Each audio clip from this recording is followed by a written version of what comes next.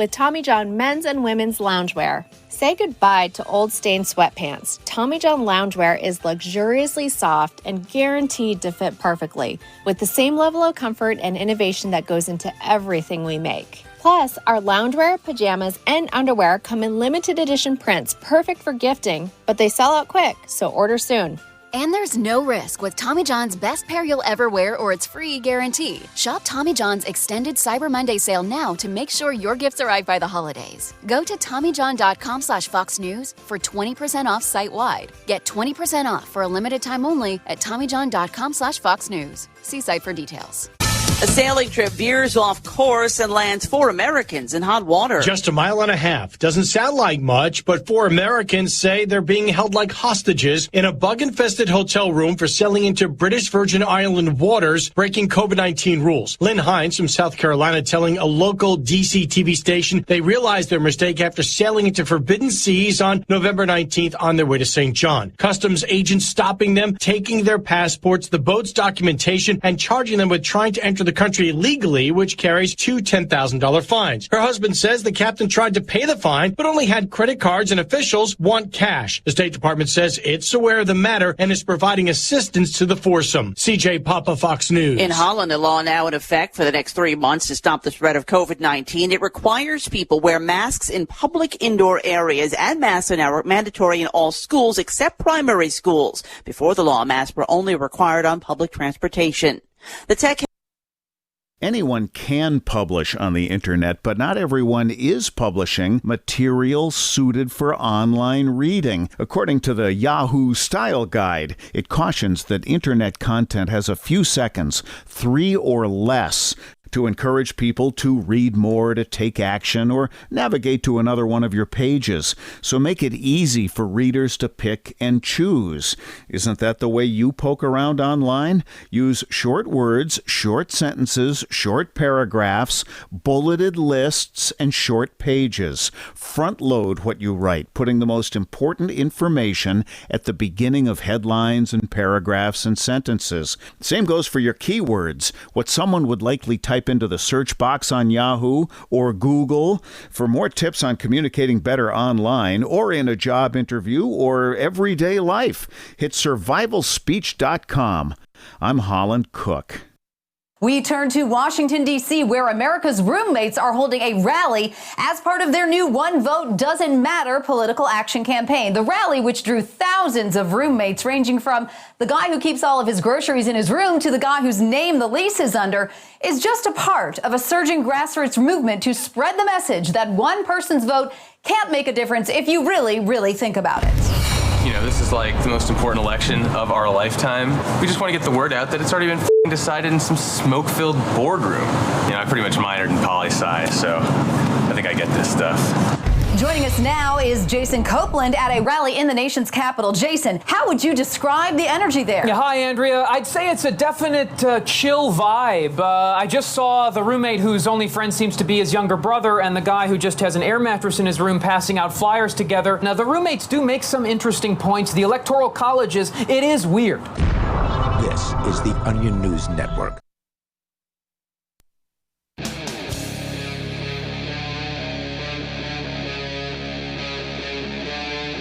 Free Talk Live.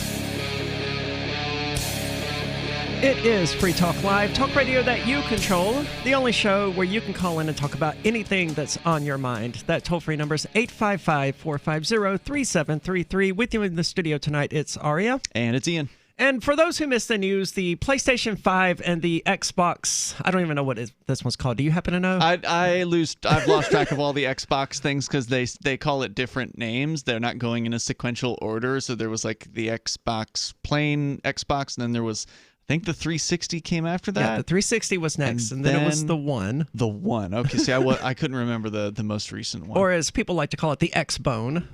Okay. And I don't know what the name of the new one is either, but evidently people are upset because they're Xbox 2020. There you go. That's what I would call it, yeah, sure. The most recent one. People are upset because obviously the supply of these things is not going to be able to meet demand, even though you would think by this point in gaming, console manufacturers would have a pretty good idea how to gauge demand, but they don't. And as a result, people can't just go to Walmart and buy their gaming console, so When they do these flip things out. come out? I've heard recently that there have been sellouts at the various different stores. Is that over the last couple weeks? Was it sometime in November when they were released? Yeah, it's sometime over the last 2 weeks or so. I don't know exactly when because I'm a PC player. I don't spend $400 on inferior hardware like console gamers do. I thought about this recently, and it actually surprises me how stupid console gamers have to be.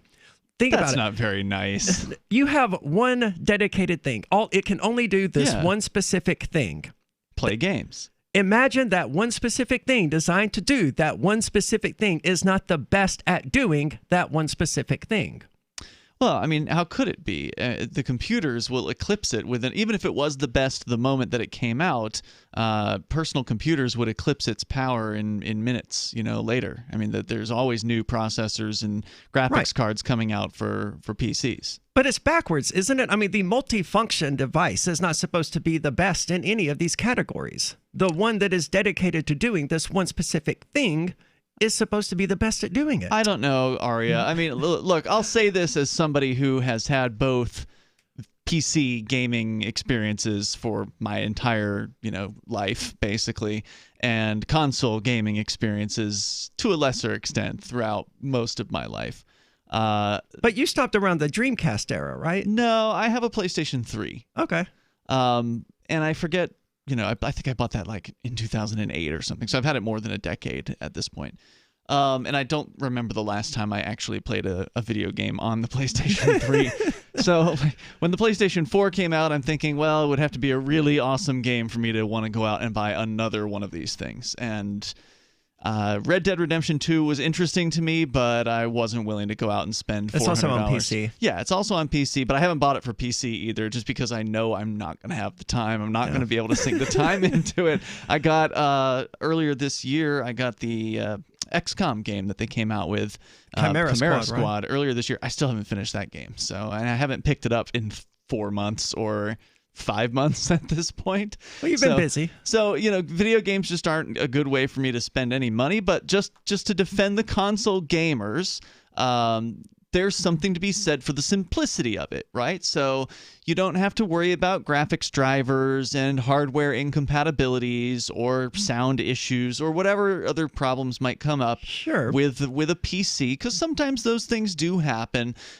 Failures of equipment. Obviously, the video game system could fail as well, but with a video game system, there's only one configuration. There's only, there's that graphics card that's in there and there's that processor that's in there, and you don't get to go in there and swap out cards and, add more RAM. I think you can add a hard drive or something these days or switch out a hard drive, but that's about as far as they've gone for customizing video game systems. See, I don't know if that's a good thing, though. It is for plug and play. In 2020, computers are so essential to our lives that the average person should be able to install a new graphics card or figure out whether or not this hardware is compatible with the average person cannot do those things. It is not complicated, though, and you know that. Yeah, but it is actually complicated. Like, you have to know a thing or two about computers. You have to at least have the confidence to be able to open up a computer case and swap out cards from there. I mean, it's a simple process in that unscrew screws, open case, unscrew another screw, pull card out, put card in. I mean, it's not complicated in that there are a lot of steps, but it is complicated in that it seems like it's a very technical thing, and you don't want to zap the thing with static electricity in there, so there are some risks involved, and you might want to take a few steps just to be a little bit more cautious. The average person is not a computer expert.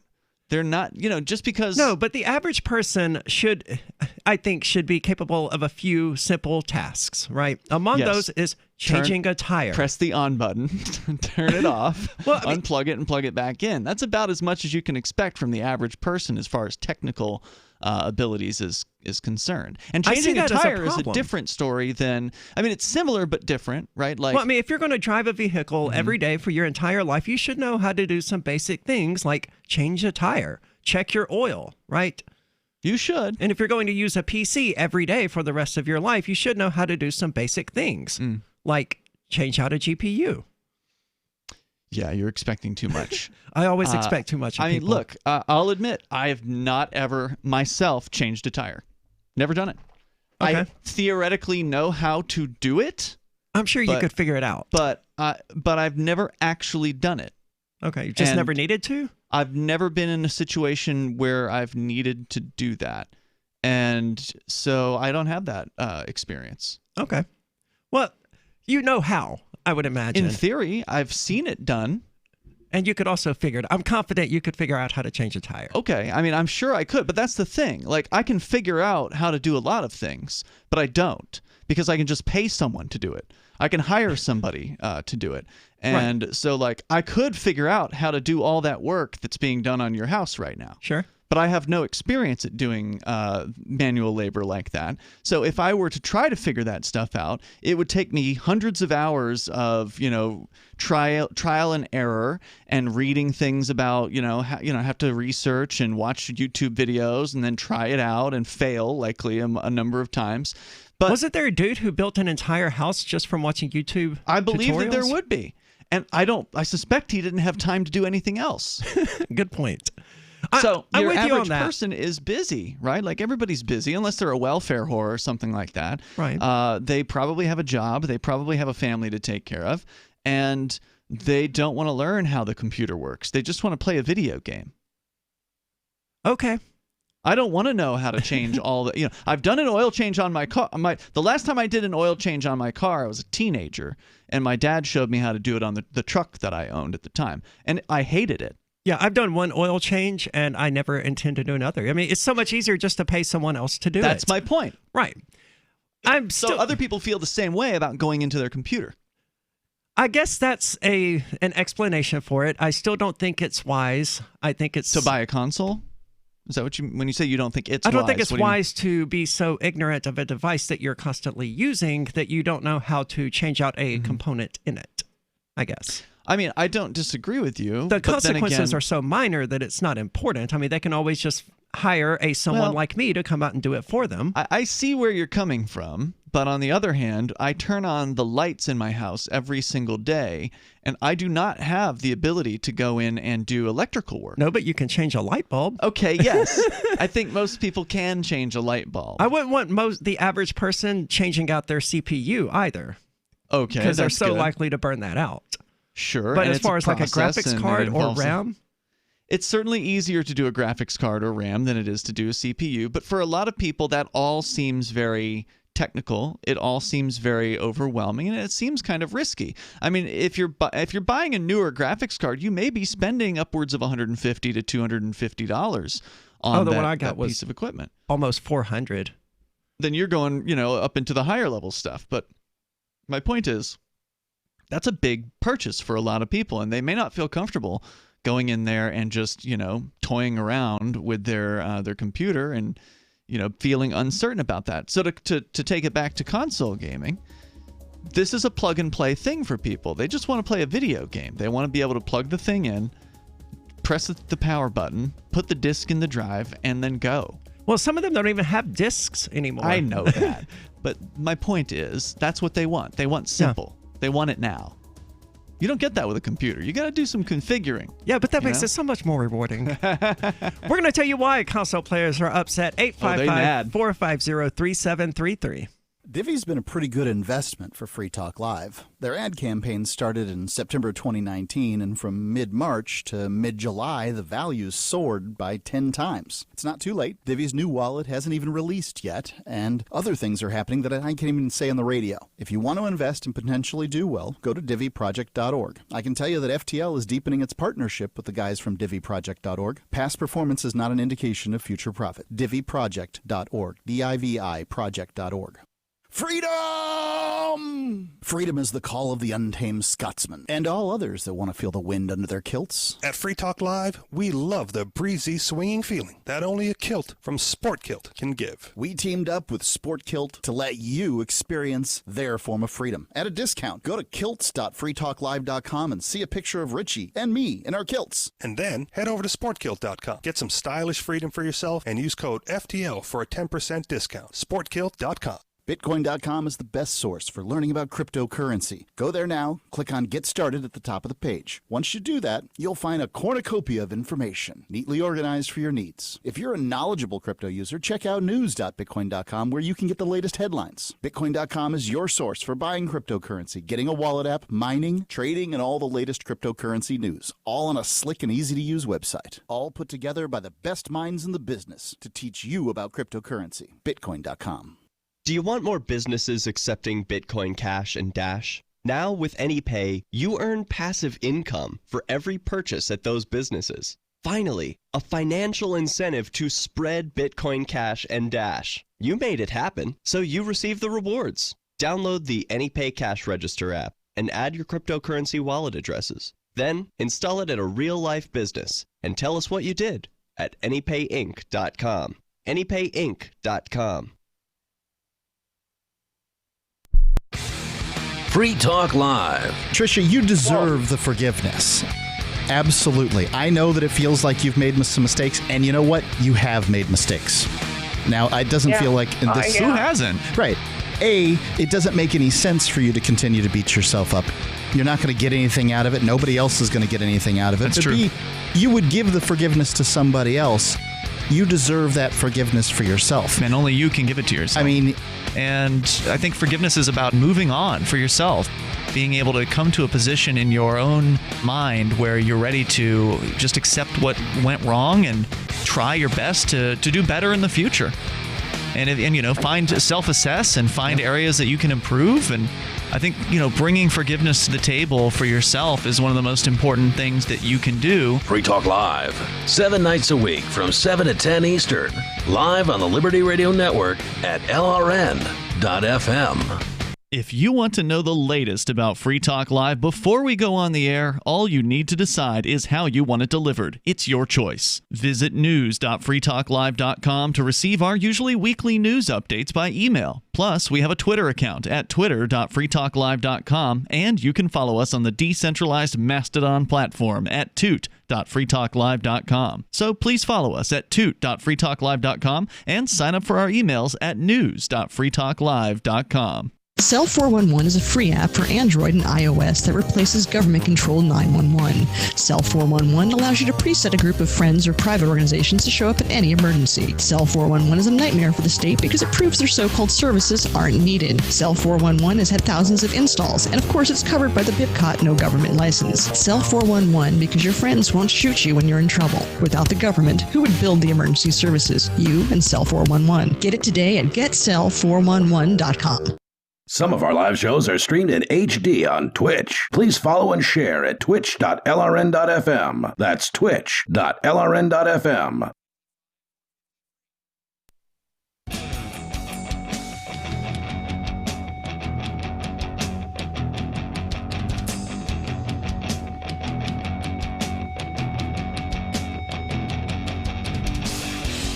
It's Free Talk Live, talk radio that you control, and you can call in and talk about whatever is on your mind. That toll-free number is 855-450-3733. With you in the studio is Arya and Ian, and evidently a UK retailer known as Very has canceled over 1,000 Xbox Series X orders. Man, that is a mouthful. They could have just called it the Xbox 4 or whatever number it is. Evidently, the orders were placed by a scalper ring, according to Eurogamer. The group claimed that it had secured more than 1,000 Xbox Series X consoles from a, quote, very well-known online retailer. This scalping ring reportedly charges £30 a month to teach its members how to turn a profit in the resale market themselves, which is surprising to me. It seems like a pretty straightforward concept, right? Buy low, sell high. Yeah, you buy the thing, and then you wait until it's sold out, and then you sell the thing on eBay. I can't imagine paying $30 a month to have someone tell you that. Then, in an interview with Sky News, Very said that the Series X and PlayStation 5 console listed on its website on Sunday were actually not for sale. As a result of a technical error, some people were able to place orders for consoles for a short time on Sunday. However, these items are not on sale, and affected customers have received notice that the orders have been canceled. We apologize for the confusion caused. So evidently, it was just a glitch on their website, allowing them to place orders, and they didn't actually have the consoles because these things are evidently sold out. And they were late to be delivered. The kid who does the Extra Life Foundation, he got both the PS5 and the Series X. I can't imagine. He did get them? Yeah. But they were late. They were supposed to have arrived like on a Friday, and he got them the following Monday or something. Now, why would you want to get both of them? I don't understand why you'd want to get either of them. Okay, well, and that goes back to what we were talking about before. But, the game catalogs are so similar between both Xbox and PlayStation that what's the benefit? I mean, if you're going to get a console, what's the benefit of getting both of those? I mean, is it because you mentioned during the break sometimes there's these exclusives where PlayStation will get, whatever new game it is, and it'll be exclusive on PlayStation, but it'll only be for a limited period of time after 6 months or however long the exclusivity is. Then you'll see it pop up on PC or you'll see it pop up on Xbox. Do you get both consoles just because you're that impatient and you have to get every single game right when it comes out for every single console that it comes out for or something? I think with this particular example, it's just that gaming is that big of a part of his life that it's like his main hobby. So it's like me having 3 guitars, the slight differences between them, but it's enough for it to matter to me because that's important to me. But isn't are there still exclusives that are only on one platform? I guess with Xbox, there probably are a few Microsoft only games, right? Where it's like Halo or whatever. I suspect that's not available on Sony. That's got to be it, right? I don't know. I swear you can find Halo on Xbox games for Windows or the Xbox Live service or whatever they're calling it. Well, of course. It's a Microsoft product. I'm saying you wouldn't be able to find it on PlayStation. I don't know.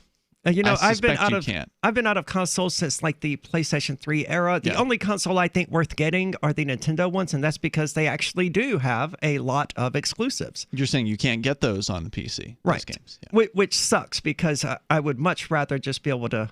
I mean, that's how these companies do it, right? They release this inferior hardware, and then they force you to buy it for the software. Well, you aren't forced to buy it. You could choose not to. Sure. Which is what I do with the PlayStation 5 and the Xbox, whatever it is. Well, I mean, I think that even if it weren't 2020 and people weren't locked down at home, you probably would still see these systems selling out. I mean, people go crazy whenever these new systems come out. They've got a lot of buzz about them. People love video games. Video games are a tremendous industry now. I don't know, what's it been, like 15 years? Since it feels like it's been more than a decade at least since the gaming industry surpassed Hollywood as far as the amount of revenue that, like, when a new AAA game, one of these big name games from a big company comes out, that they actually will earn more money than a Hollywood blockbuster will typically. I did not know that. Yeah, they crossed that threshold a long time ago. But they will sell like 10, 12 million copies of some of these. Right. And it's $60 a piece. That's a lot of money. It is. Right? And whereas if you're going to if you're going to the movie theater, which no one does anymore because they're mostly shut down, it seems like, or they're looking bad, you're paying what, $12, $15 max per ticket there. So the ticket price is higher on these video games, and that's not even factoring in all the microtransactions. You get a lot more time out of the video games. You do. But like I said, that's not factoring in the microtransactions. Some of these games. Don't let me get started on microtransactions. Yeah, and it's one of the worst aspects of gaming in modern times. But regardless of our opinion about it, they sell tons of these microtransactions, and so it can be a $50 game, but then these fanatics will spend another $200 on just like upgrading their costume in the game or whatever. It's ridiculous. Well, thanks to loot boxes, they will spend well over $200 and may not even get the items they want. Yeah. They're being sued over. EA is being sued over in loot Canada, boxes. right? Yeah. I've also got that story. I didn't really intend to get into it. I've had that one too for a couple weeks or however long it's been. But as far as another reason that I'm not a big fan of consoles is because they drove up the price of a video game. I mean, just 15 years ago, a PC video game was $50. That was the flat rate you would expect to pay for any new release PC game. And now what is it? Now it's $60. And it's because console games debuted at $60. I don't think you can blame consoles for that. It's probably just inflation. Well, I don't think so. And let me finish explaining why. Console games instead were $60 for the same game because $10 of that went to license the game to Sony's platform or Microsoft's platform. So they had to charge a little bit extra. Then they realized, well, there's no reason to allow PC gamers to get our games 10% cheaper than everyone else. Let's jack up the prices. And that's just what I've seen. I can't say that it's because of console gamers, but I know that console gamers said, yeah, we'll pay $60 for a game. And PC gamers shortly later found themselves buying games for $60. And they're on their way to $70 now. I've heard about it going up to 70, but look, I mean, if you look back even further, I remember being a kid in the late 1980s, early 90s, and I remember buying Super Mario Brothers 3. Now, I don't remember a whole lot of the games that I bought, but I remember that one a lot because it was a big deal when Super Mario 3 came out. I mean, it had its own movie to advertise it. I mean, yeah, it was huge. Yeah, right. There was what was that called? The Wizard? The Wizard, I think it was. Yeah. I've never seen it, but I expect it to be bad. So it came out in the United States in 1990, and I remember, I tell you, I think it was like $53 or something that I paid for that, brand new at Kmart back in the day. Yeah, so I mean, you're looking at maybe like $50 for around the early 1990s, and then you went to $60 toward the end of the 90s, and now you're coming up on $70. It doesn't seem unbelievable to me that you would see prices rise over time, right? As the dollar becomes weaker. Although and the budget for making these games has also become much higher. I mean, the teams of people that are involved they're in tremendous, this. Yeah. Lots more programmers and artists and things like that work on a game these days than they did back in the 80s. Like Adventure on the 2600 was programmed by like one dude. Yeah. You can't get a game today that was made by one dude. Well, generally. I mean, there are still some indie games. Yeah, like Minecraft, I guess. But I mean, even then, he had help come later. Sure. So we're going to get off of this and into other news. Do you want your coronavirus vaccine? If you live in the UK and you don't get one, you may not be able to go to restaurants. I'm told you may not also be able to fly in the United States if you don't get one. It's going to... Awful. I'm still not getting one. 855-450-3733. Are you planning to get one? Mounds and mounds of fur. Our hairballs have hairballs. Marquette Mama, she's 10 years old. She has dandruff and an oily coat. I have 2 cats, Sweet Pea and Daisy. Daisy sheds like crazy. If you love your pets as much as I do, you want to do what's best for them to live long, healthy, happy lives. DINOVITE.com.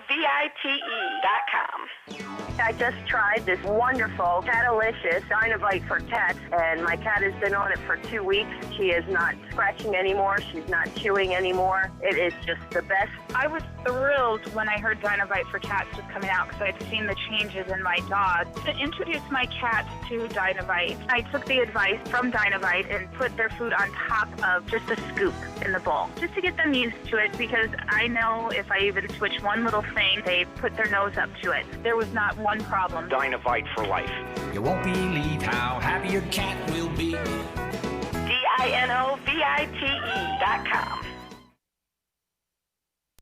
Is spreading the message of liberty, cryptocurrency, and peace around the globe worth $2 per month to you? As you may already know, in addition to our internet feed, LRN.FM broadcasts on free-to-air satellite across North and Central America, as well as Sub-Saharan Africa. And we've been available on satellite for free 24/7 since 2010.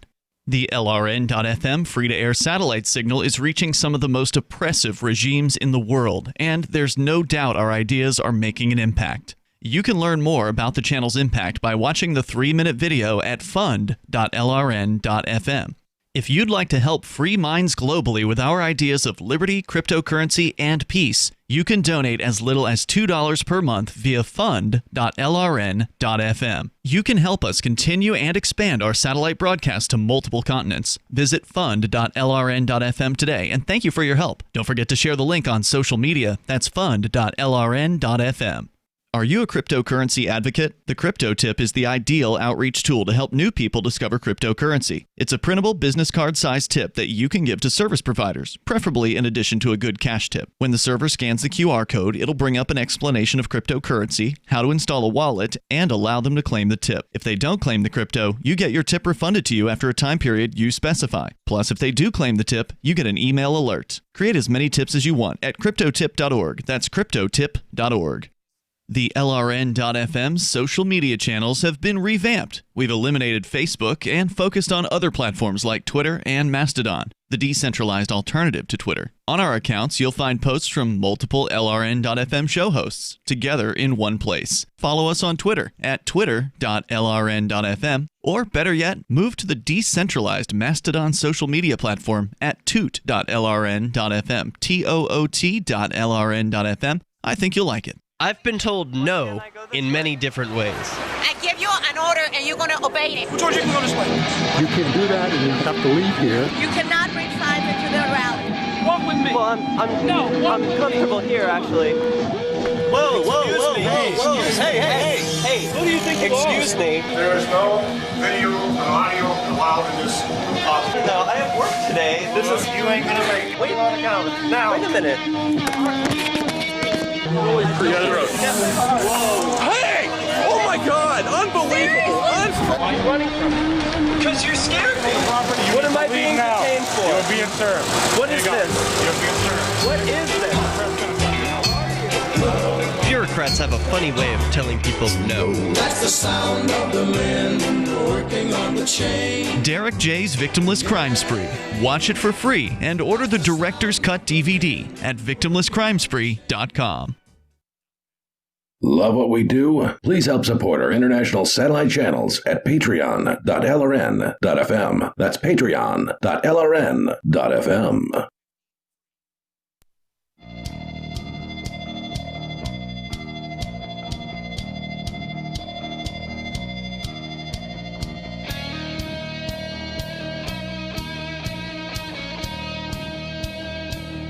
It's Free Talk Live, talk radio that you control, and you can call in and talk about anything that's on your mind. That toll-free number is 855-450-3733. With you tonight, it's Arya and Ian, and Bitcoin.com is the best source for learning about cryptocurrency. You can go there now and click on Get Started at the top of the page. Once you do that, you'll find a cornucopia of information neatly organized by your needs.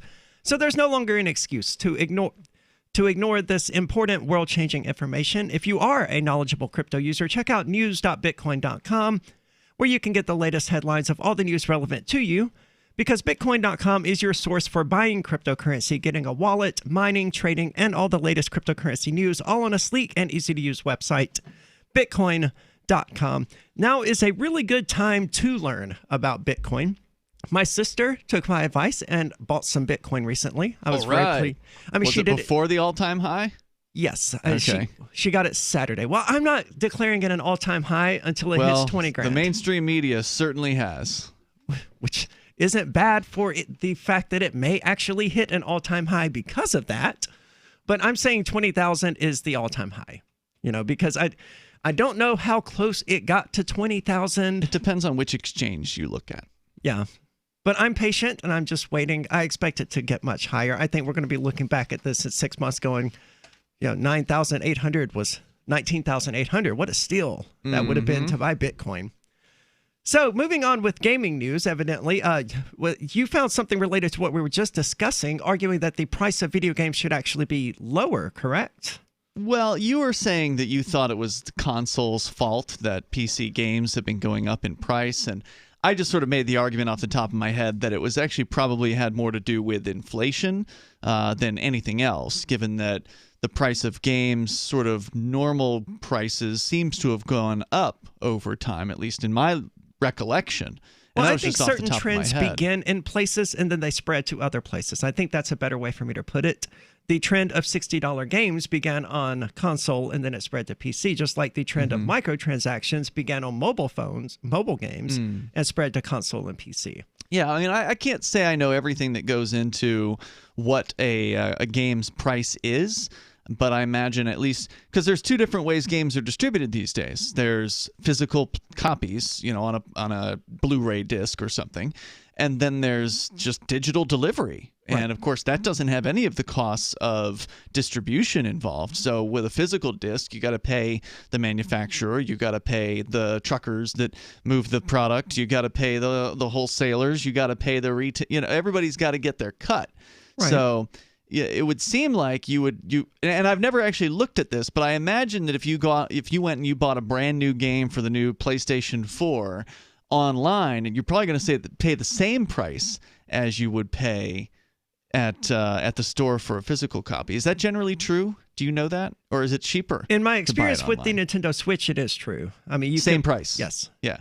So they're really getting you, right? Like, know, it's not fair for them to charge the same price for a product that has zero distribution costs, right? Like, as far as digital distribution, the costs of that are next to nothing, unless, of course, you factor in that they're paying the platforms. If, for instance, we're talking about PC gaming, for instance, because there's different digital platforms. That, Steam gets some sort of they cut. Get a cut. But when it's PlayStation and Microsoft, they're running the platform. When you're on your PlayStation, you connect to the PlayStation Store. There's no middleman in there. That's Sony, right? So, Sony probably still gets a cut from the game publishers for. Oh, they get a licensing fee. Yeah. No, but what I'm saying is that Sony is running the platform that is distributing the online version. So those should be cheaper, but they're not. In the same way that if you buy an ebook and a physical book, the ebook should be cheaper. They are cheaper. Are they? In my experience. Okay, because I thought they were releasing these things brand new at the same price, but I could be wrong. I've never actually purchased an ebook, so I don't either because I just go to the Pirate Bay. So according to ArsTechnica.com last week, so this is fairly recent here. This is posted over the summertime. 2K made waves by becoming the first game publisher to set a $70 asking price for a big budget game on the next generation of consoles. NBA 2K21, that's not confusing, will cost the now standard $60 on the Xbox One and PlayStation 4, but 2K will ask $10 more for the upcoming Series X and PlayStation 5 versions of the game. And I would love to know what their justification for that is. Better graphics.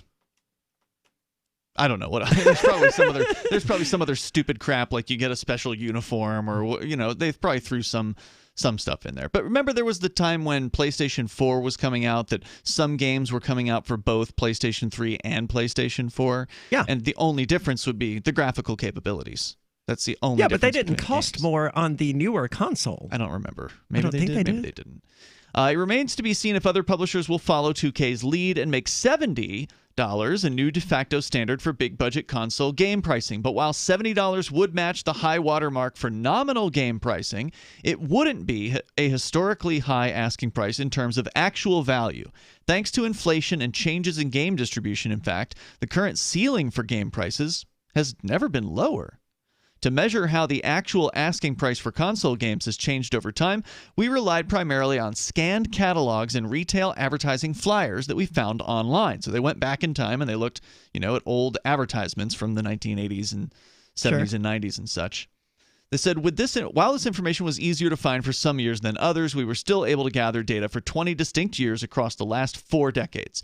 We then adjusted those nominal prices to constant $20 using the Bureau of Labor Statistics CPI inflation calculator.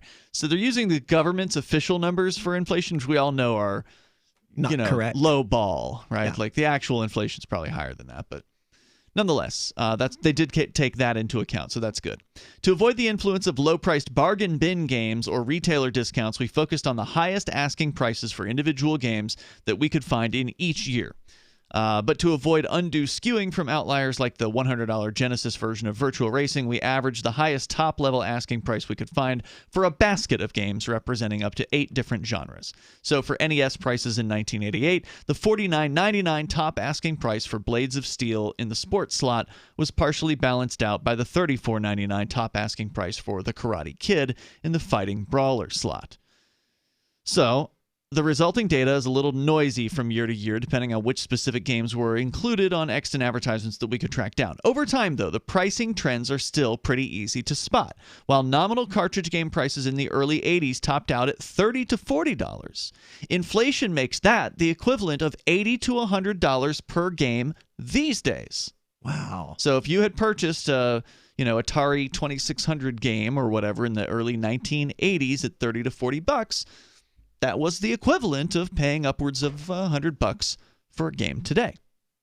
I mean, I grew up on the NES, but it's amazing to me to think that, these games were worth $30 to $40 at the height of their popularity. Like, I wouldn't pay $5 on the Nintendo Switch to have, the original Zelda again, because it's just not worth it to me. You wouldn't pay $5 for that. No. Okay. I would probably pay 99 cents at the most if I was going to buy it instead of just, emulating it on PC. But it's amazing that, that simple game with hardly any content whatsoever was worth basically the same price as Skyrim. Well, it's just amazing how things have evolved. Is the point I'm making. I get what you're saying. So the argument you're making there is that you're actually getting more for your money today, right? So Yes. if you paid $50 for Skyrim, which for listeners that don't know, that is a very intricate open world, first person playable role playing game. With like swords and magic spells and things like that. That came out, I think, in 2011, if I recall correctly. It's pretty old at this point. It's almost a decade old. It's sort of been repackaged and re-released a few times since then. But it was tremendously popular. One of probably the most popular games over the last decade, I would guess. That game is so deep by comparison to something like The Legend of Zelda. But both of those games at their time were state of the art. I mean, they're top of their class. Sure. High-level games. I mean, at the time when Zelda came out, the world had never seen anything like that before. It really was an amazing game. And to a large extent, it's still pretty entertaining. Yeah, I still play it. Yeah. What about you? Are we entirely wrong about this? 855-450-3733. Maybe games should be more expensive since there are so many people working on them. What do you think? 855-450-FREE as in freedom. Hi, I'm Dan Pilla. I started fighting the IRS over 40 years ago when they tried to seize my mother's house. I sued the IRS and won. I beat the IRS then, and I've been beating them ever since. I wrote the book on tax debt settlement, and I've helped thousands of people deal with tax problems they thought might never be solved. I can help you too. If you owe taxes you can't pay, don't wait another day. There's no such thing as a hopeless tax case. Call 800-34-NO-TAX or go to my website, danpilla.com. That's danpilla.com, danpilla.com. It's not over.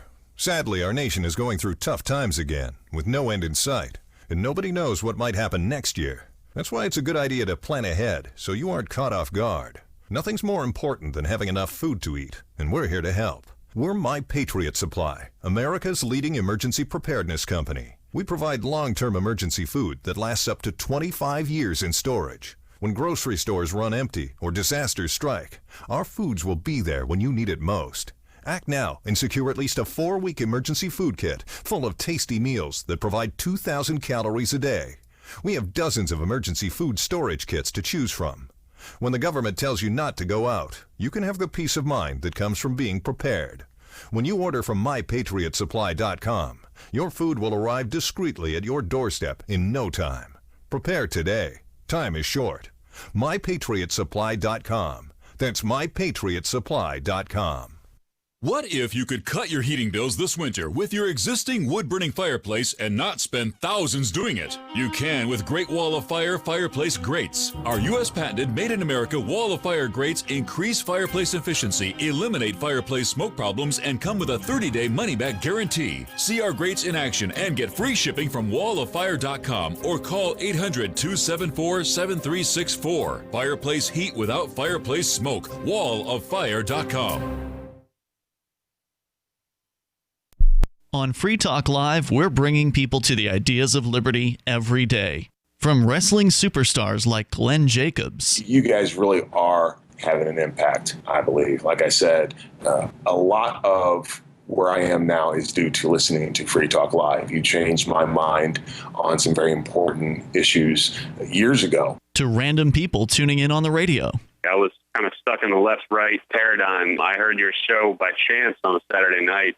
From there, I went on, joined the Free State Project, and become an amplifier. So, I mean, that's really the reason why I amp is because I know that if it wasn't for you guys being on as many stations as you are, I never would have found the ideas of liberty. Your amp will directly change more lives by getting Free Talk Live in front of people looking for talk radio online and on the air.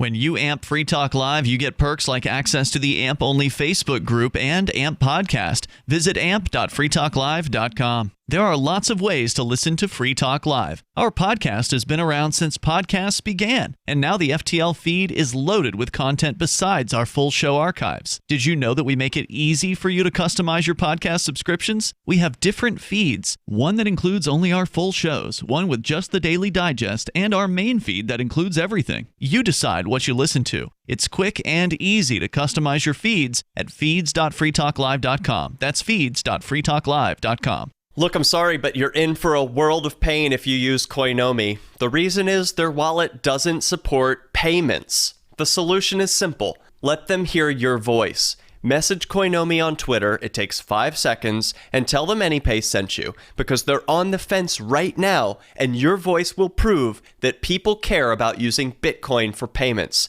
Go tweet at Koinomi now. Or even better, leave a review in the App Store. They really pay attention there. Thanks. Now you can follow LRN.FM on the decentralized Mastodon social media platform at toot.lrn.fm, toot.lrn.fm.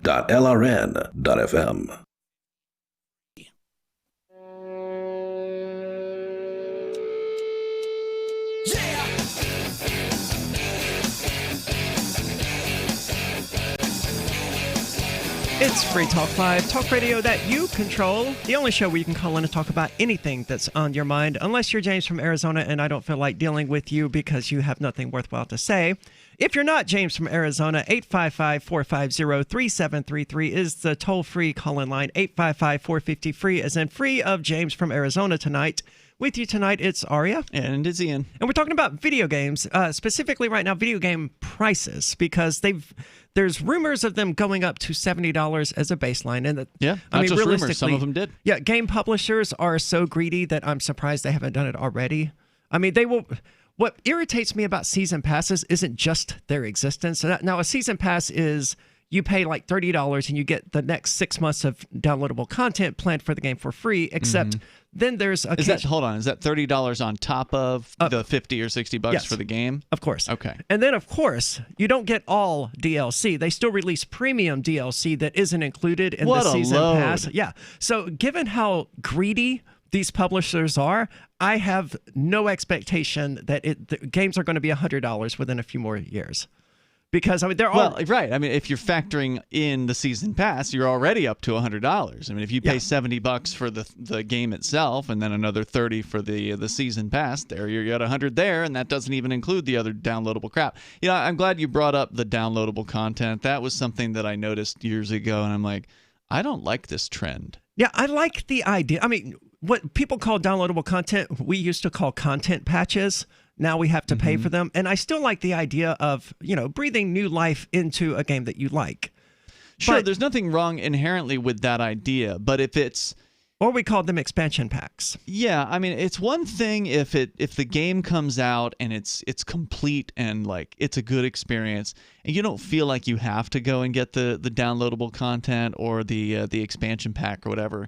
But to know that they make these games and they plan the downloadable content, for after the fact means they are trying to milk people for as much as they can get out of them. And if they can get it, then that's obviously why they do it, right? Because people are that desperate for something to do, I suppose, that they feel the need to buy every little downloadable content thing that comes out. Batman Arkham City is probably one of my favorite games of the last decade, and they cut out the entire Catwoman section which was ready to go at launch and was part of the game and was built into the story. I mean, it's a critical part of the story. We can charge extra for this. And that's exactly what they did. It's absolutely disgusting. Yeah. That they even have DLC sometimes on disc. That's even more frustrating because that's literally it's locked down. Yeah, that's literally something that was ready at the time the game released. Wow. Why isn't it part of the game? DLC should come after. It shouldn't be built into the process from the beginning. I mean, it's almost got the feeling of like a bait and switch, especially if they're putting it on the game disc as well. So you're actually, when you pay the money for the game, you get the data. You just don't have access to it. You got to pay extra for that.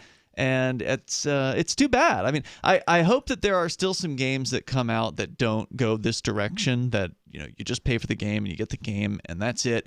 And then if there's enough worth releasing that they come up with later, okay, fine, I get that. But like a game like XCOM Chimera Squad, it's its own self-standing game. It's using the whatever probably the most recent XCOM engine was that they used on their last game. So, they didn't have to reprogram the engine, but they also only charged like $10 for it when it came out. So, they didn't, I think I got it at a special price, but like brand new, the normal price was $20. So it wasn't a high tier price or anything like that. And you didn't need the original game to run this one. So like that didn't seem like a tacked on thing. That was like, oh, this is a completely separate game, but the development wasn't as expensive because they didn't have to make a whole new engine for it, so they just put it out as its own thing. So that to me feels better as somebody who's buying a game than just feeling like I'm getting nickeled and dimed just to be able to play an entire game experience. That's one of the things I like about Bethesda and Skyrim in particular, because they did have downloadable content, but it was misnamed. They were really expansion packs. They had 4 because they were massive. They added a ton of content into the game versus, a special costume that you can buy for $5 or whatever. These were actual legitimate expansion packs. But the guy who's heading Bethesda has said in interviews that it frustrates him that we have people playing Skyrim a decade later, and yet Bethesda isn't making any money from it. Yeah. So that Elder Scrolls 6 is going to have microtransactions. Oh, God. I'm 100% positive. Yep. It's frustrating, man. And they want to make even more money. I mean, no amount of money is enough for gaming publishers. It's disgusting what they're doing. Season passes, DLC on top of that, some DLC not included in the season pass, plus microtransactions in AAA games on top of it, like Dead Space 3, where you could speed up your building times and stuff like that. Because every game has to have a crafting system now. I think that's finally going away. Tired of that crap. Yeah, so am I. But you could just pay money to make all that go away. And some of the newer Mortal Kombats, you don't have to know the code to do a fatality. You can just pay 50 cents to use an easy fatality. I think that was Mortal Kombat 10. Yes. I don't remember what they were called, but yeah, you could just pay 50 cents or whatever. Are you serious? How do you do that in the middle of the game? I imagine you have to stock pause them up. it. You stock them up, and you've got like an inventory of cheapy fatalities that you can just pay. And anytime you hit a special button, you don't have to put. Presumably, for listeners that don't know, I would never do it. For listeners that don't know what we're talking about, if you're over the age of 70, back in the 1990s, a game called Mortal Kombat came out, and it was a very controversial game at the time because it was quite violent. And we're talking about 93 or something like that. In arcades, it was an arcade game first, and it came out on all the home systems. Nintendo back in the day wouldn't allow blood on their game system because it was, family friendly. So you'd only see little white bits of sweat come out from the characters as you attack them. But most of the other consoles did have the blood on there, and now there've been, as you said, Mortal Kombat 10. So there's been a ton of these games that have come out. It's always been the same sort of ultra violent, ultra bloody. But in the recent versions that you're talking about, starting with number 10, it really got gory. Because before it was sort of cartoony. Yeah, I mean it wasn't cartoony in that they actually had digitized photos of people back in the original Mortal Kombat. They actually had pictures of actors that were the game characters. So it did have sort of, for its time, a realistic look. But now it's so gory. Even I, who have been desensitized to video game violence over the years, even I watching these things had thought, wow, that's going a little overboard. They're pulling out spines and just really grotesque. Well, they've always been pulling out spines. Yeah, but disemboweling people and just really grotesque, super horror movie level kind of gore effects in a video game. Even you're making me want to play Mortal Kombat 10. It's got those things in the game, and it's so absurd that they'll do some of these ridiculous just bone-shattering moves on these characters in the middle of the match, and the match will stop for a few seconds to show the animation of somebody 9 had those as well, bashing somebody's head in. And then a second later, the character's still standing, and you get to fight. You're still fighting with the person. It's just, it's the old Mortal Kombat games. You'd wait till the very end, and then you do the finishing move, and it pulls their spine out or whatever it was that they did. But in the current game, you had to know how to do and there was a certain series of buttons you had to press within a certain time frame, and it was hard. It wasn't an easy thing to do. So now what you're saying is they can just go ahead and buy a pass for the finishing move, and they can just hit a button, and then it just finishes the person, and they don't have to like spend the time to actually learn how to do it or practice it. As I understand it, yes. Wow. I've never used one, though, because at Mortal Kombat 9 was the most recent one I played, and you could pause the game at any time and see all of these special moves, including the fatalities. No kidding. Yeah. Oh, so you don't have to used look be them up. secret. I did. Yeah. You used to have to actually know these things, but now you don't even have to do that. You can just pause the game, look at what you need to do, and enter those buttons. Or you can pause the game and use an instant fatality easy pass. It's bizarre, man. And it's just another way for these companies to make money. I imagine they've sold some of these. God, they must. People are lazy. It's amazing how exploitative video games have become, because if they're not just doing that, I'm surprised, in fact, thinking about it, that Mortal Kombat didn't make fatalities unnecessarily complicated just to sell more of these fatality easy passes. Make them require 15, 20 different button presses like Primal Rage did. That way people are like, oh, no, I'm not learning all of this. I'm not even attempting it. I'm just going to pay 50 cents or whatever it cost. You used to pay 50 cents just to play an arcade game back in the day. Now they want you to pay 50 cents just to do one move. I don't know what the cost is as far as what these... I bet you it's not less than 50 cents. I mean, it's not even worth running the credit card for less than $1. Well, you probably have to buy them in a pack of 50. Because you know how these... Yeah, that makes sense. Man, what a scam. Gaming is in a bad place, dude. I know. It has been for a long time. I just don't feel like I'm missing out on much anymore. You're not. And I don't feel like that, like I'm missing out on anything either. The most recent game I think I've played was probably actually Skyrim.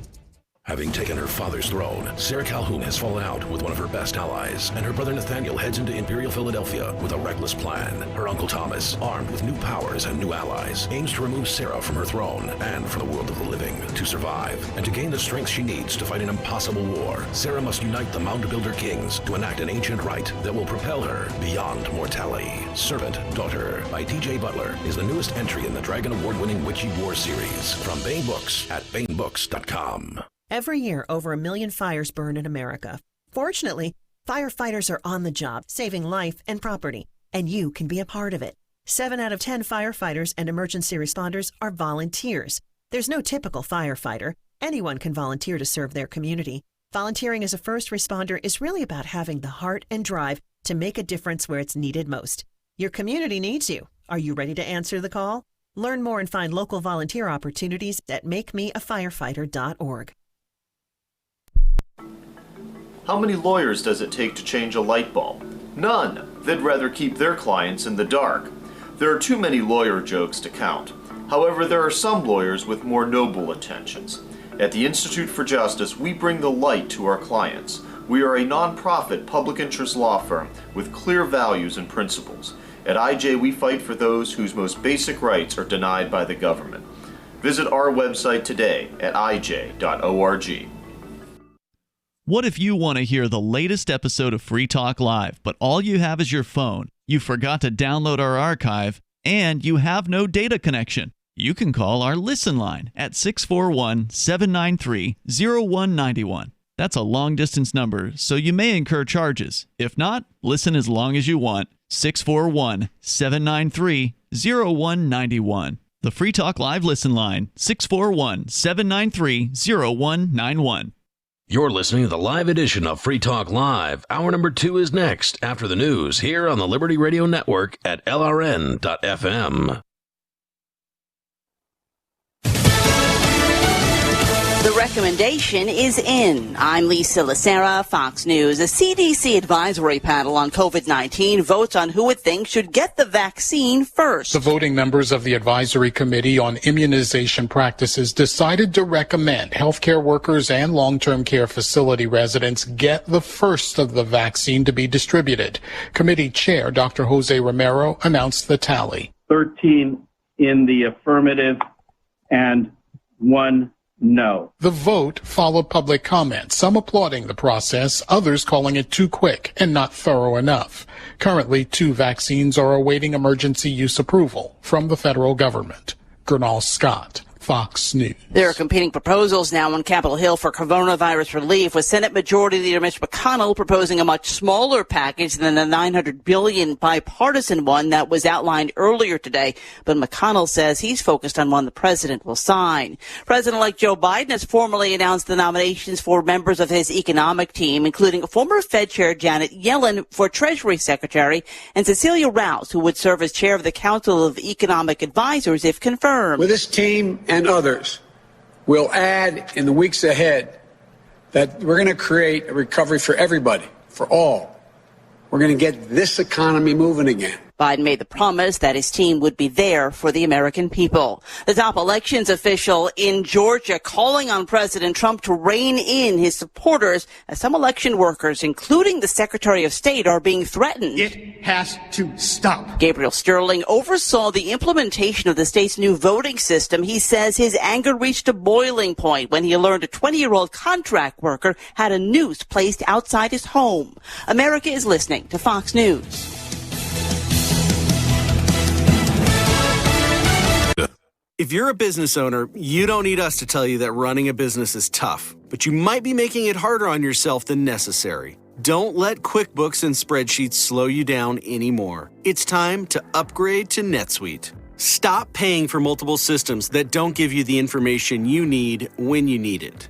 Ditch the spreadsheets and all the old software you've outgrown. Now is the time to upgrade to NetSuite by Oracle, the world's #1 cloud business system. NetSuite gives you visibility and control over your financials, HR, inventory, e-commerce, and more. Everything you need, all in one place, instantaneously. Whether you're doing 1 million or hundreds of millions in revenue, save time and money with NetSuite. Join the over 21,000 companies using NetSuite.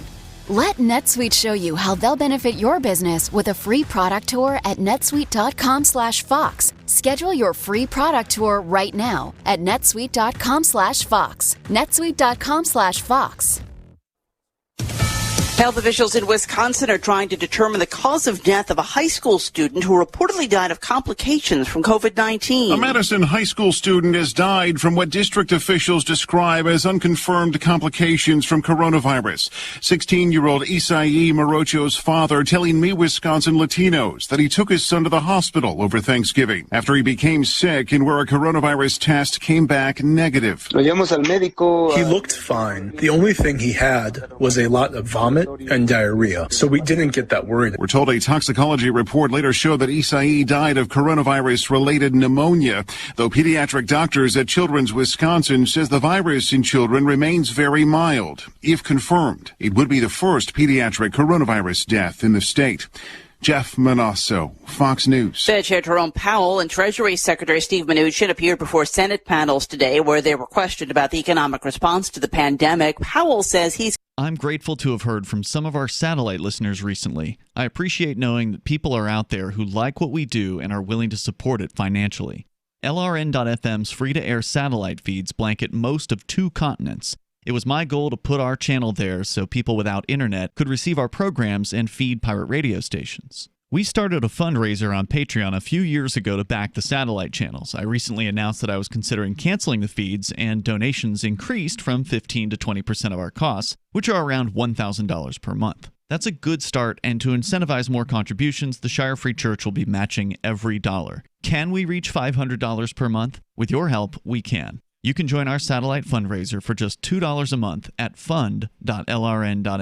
If we raise enough to keep both of the channels on the air, awesome. If we raise more, I'll add more channels. If not, we can shut them down and go internet only. It's up to you.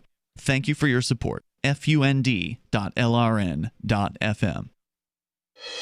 An alarming new study finds that people suffering from stress-related disorders react poorly to being trapped in underwater elevators. A tired 398-month-old throws a tantrum, and a little clay thing is purchased at an arts festival. And now an eerily perfect recap of this week's news. The Catholic Church reversed its long-held stance against gay marriage this week after meeting Connecticut couple Tony and Craig. The vacationing pair dazzled the Pope and assorted clergy with their witty conversation and true loving affection for each other, leading Vatican officials to conclude that love is love and it's silly to put restrictions on it in this day and age. The Chinese people announced that they would be willing to forgive most of the United States' $1.16 trillion debt if Americans agreed to dress up in costumes and perform silly dances for them.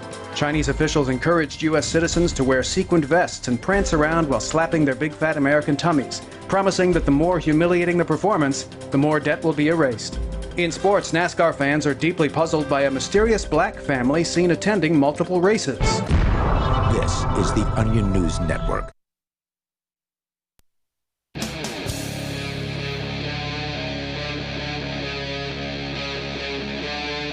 Free Talk Live.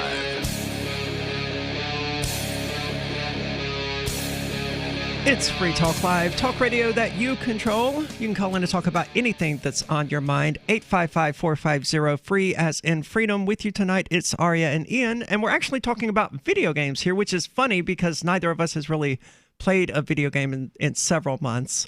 But I have a love for them. I mean, I do too. I grew up on video games, and I really do enjoy them. It's just that I enjoy normal life more nowadays. So, my and it's been interest that way for a while.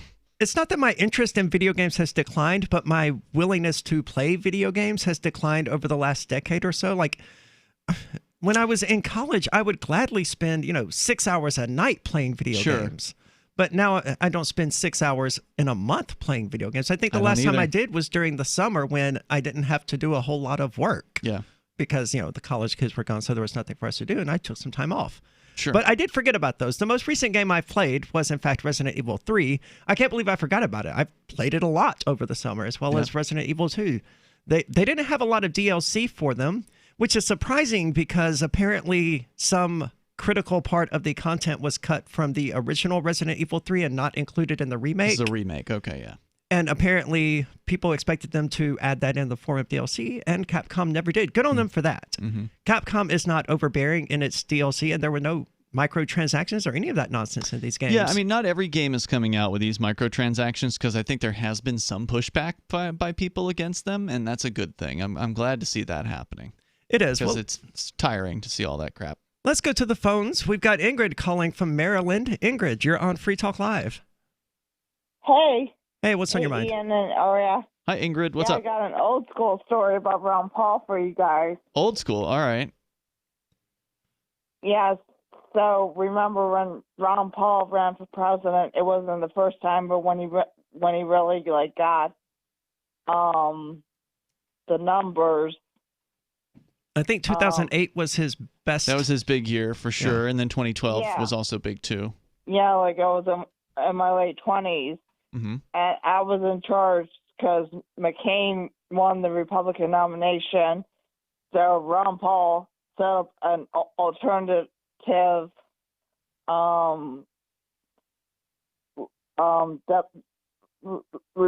Republican thing for his fans. He did an alternative what? An alternative Republican convention? Ran and they had the Republican Assembly in Minnesota, and then Ron Paul did his separate thing in Minnesota. Was that because he wasn't invited to the original? I remember I think it was 2012 was the last time he ran. They retired him at the Republican National Convention and didn't actually invite him. They just celebrated his retirement. Really? It was really screwed up. I mean, they were happy to see Ron Paul go away. So what are you saying, Ingrid? You're saying that in 2008, Ron Paul had his own convention that was competing with the Republican convention? Yeah. I do vaguely recall that, yeah. Yeah, I was in charge of the Maryland thing. But the thing is, right after that happened, because at this time I was in my late 20s, and there was this guy, Patrick Ciccione, and he was murdered. Oh, my. And some people say, because I can say that because now Elijah Cummings is dead, because he had found out, because he was working on 2 campaigns, and he found out that Elijah had said that this Hispanic guy that he had a pregnant wife, and he went to the gas station and he got murdered, and then Elijah. I have no idea what you're trying to tell That me. he cradled. You never heard of Elijah Cummings? No, I mean, maybe I've heard the name at some point in the past, but I mean, if this is like some Republican or libertarian activist, I mean, the name doesn't. No, it's a Democrat. Okay, yes, I have no idea who these people are. What's the point of the story, though? Well, I'm getting to that. Okay. So a lot of people thought that either Elijah Cummings or a corrupt cop put a hit on Patrick because he was only 29, and then he was found, and it was supposed to be a motorcycle accident, but he didn't have any bruises on him or any scratches. Because I had my blood taken a few weeks ago, and I have this big bruise on me. It's like, how the hell does that happen? I don't know. Probably one of those things that'll never be solved. Ingrid, thank you so much for the call. Not Interesting sure what the point story. of that was. I've seen people have motorcycle accidents, and I mean they're pretty brutal a lot of times, especially if they're It's hard to survive bad. those. Yeah. So you've got more numbers on the fact that video games are approaching the $70 mark, it would seem, and that's probably not going to go away. And No. this author is arguing that they should in fact be cheaper, and I would agree entirely. No. The author is arguing that $70 is cheap when compared to inflation-based pricing. So if you go back into the 1980s and you look at the usual $30 to $40 price tag for games back in the early 80s, they say that after you inflate, or that after you adjust for inflation, that's going to come out to $80 to $100 per game these days. So buying a new game at $70 these days is actually below the inflation-adjusted prices for the 1980s. That's what they're saying. And that's factually true. Right. So but I would argue that the reason for that is because the games back then were overly priced. No, they would have been priced right at what the market was willing to pay. I agree. But I don't know how to phrase what I'm trying to say. I agree. I mean, obviously, you're factually correct. They were priced at whatever people were willing to pay. Right. But in hindsight, I guess I would say they were priced too high. What's your evidence? I wouldn't pay $40 for the original Zelda today, no matter how much I love it. We're not talking about today. I know. That's why I said in hindsight. Well, that's not. I would argue that they were too you high. can't do that. You can't say that this thing isn't worth $40 today, so therefore it wasn't worth $40 in the 1980s. No, I'm giving you that it was worth that then. Yeah. Because that's what people paid. Right. So you can't say that in hindsight it's too high. In hindsight, that's the exact right price for the time. Now you could not market that game for $40 because people expect more from their games. Which is another valid point. The games have not just gotten cheaper according to inflation, but they've also gotten bigger and better. Well, it depends on who you ask as to whether or not they're better, but they are definitely bigger and in many ways more intricate. And they, as you pointed out earlier, do involve more people as well, right? So despite the larger and ever-growing staffs, the total amount that you have to pay for the game is actually cheaper now compared to what it would have been after adjusting for inflation. So there's more, though. As the industry transitioned, this is ArsTechnica.com reporting, into 16-bit cartridges in the 1990s, though, nominal prices for top-end games rose quickly past $60 in nominal dollars, and that's about $110 in 2020 dollars today. That's in large part because of the expensive ROM storage and coprocessors that often were included in those games. By 1997, late-era Super Nintendo and early-era Nintendo 64 games were routinely selling for $69.99 at many retailers. And really? I remember that. The brand new N64 games, they were pricey. The highest, because those were cartridges. I thought they were 60, but I was really young then. So probably the CDs were, because the CD manufacturing was cheaper. So, but N64 was I was late to cartridge-based. move to the PlayStation, so I was an N64 fan. The highest nominal prices in the industry has generally seen, and still the equivalent of over $110 in today's dollars, meaning that $70 would have been more than $110 in today's dollars in the late 90s. The late 90s transition to disc-based games relieved a lot of the cost pressure on physical game production, which translated to generally lower prices for consumers, but that pricing transition didn't happen immediately. Early Saturn and PlayStation games in 1996 would regularly sell for $59.99 or more, translating to about $100 in today's dollars. Disc prices settled down to a more reasonable $49.99 soon after that, because again, manufacturing got more capable and prices went down because of that, setting a functional nominal price ceiling that would remain until the mid-aughts. It wasn't until the Xbox 360 and PlayStation 3 that top asking prices started increasing to $59.99, and that ceiling has remained in place to this day, even as digital downloads and the explosion of indie games has meant many titles at launch now come in well below this price, right? Because a lot of the cheaper games, the indie games, the lower budget games, you can snag for $20 or $30, right? Right. And you're arguing that because... We'll get back into it. 855-450-3733. This is Free Talk Live. Bitcoin.com is the best source for learning about cryptocurrency. Go there now, click on Get Started at the top of the page. Once you do that, you'll find a cornucopia of information, neatly organized for your needs. If you're a knowledgeable crypto user, check out news.bitcoin.com, where you can get the latest headlines. Bitcoin.com is your source for buying cryptocurrency, getting a wallet app, mining, trading, and all the latest cryptocurrency news, all on a slick and easy-to-use website. All put together by the best minds in the business to teach you about cryptocurrency. Bitcoin.com. Divvy's been a pretty good investment for Free Talk Live. Their ad campaign started in September 2019, and from mid-March to mid-July, the values soared by 10 times. It's not too late. Divvy's new wallet hasn't even released yet, and other things are happening that I can't even say on the radio. If you want to invest and potentially do well, go to divvyproject.org. I can tell you that FTL is deepening its partnership with the guys from divvyproject.org. Past performance is not an indication of future profit. divvyproject.org. D-I-V-I project.org. July 25th, we adopted April. She's a purebred, orange and white Brittany. But when she started scratching like crazy, I said to John, it's got to be her food. You know, what you put into a dog is what you get out. We heard this radio commercial, and this woman was so excited about Dinovite, DINOVITE.com. I said to John, I'm getting this.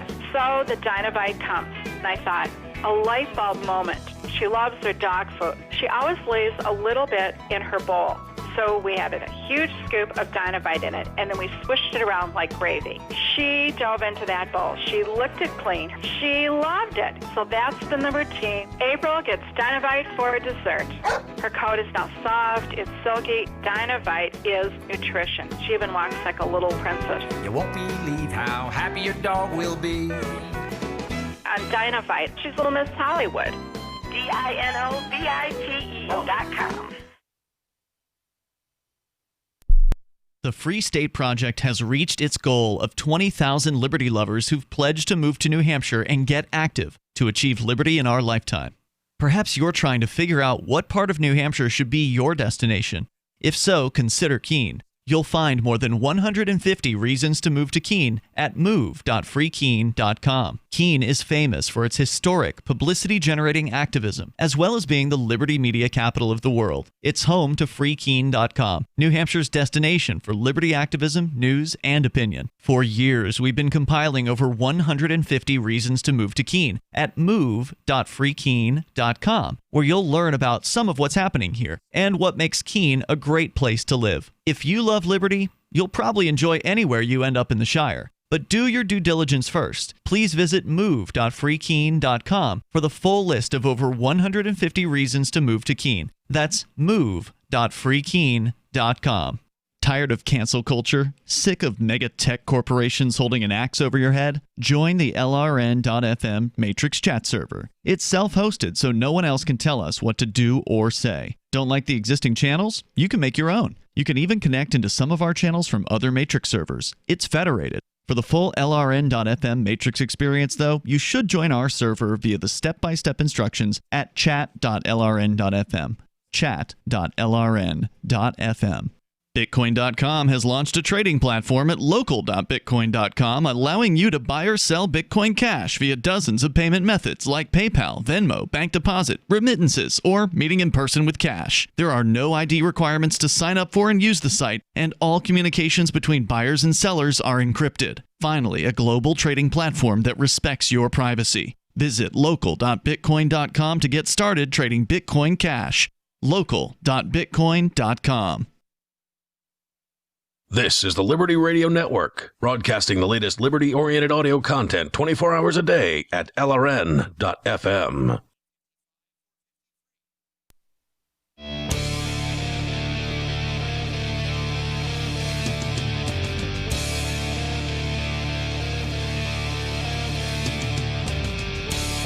It's Free Talk Live, talk radio that you control, and you can call in to talk about anything that's on your mind. That toll-free number is 855-450-3733. With you tonight, it's Aria. And it's Ian. And we're talking about video games for the most part tonight, how the industry has changed, in my opinion, how it's largely declined. For the worse. Yeah, it's not looking good for games in general. But before we get back into it... Well, it's looking great for games. I mean, they're making money hand over fist.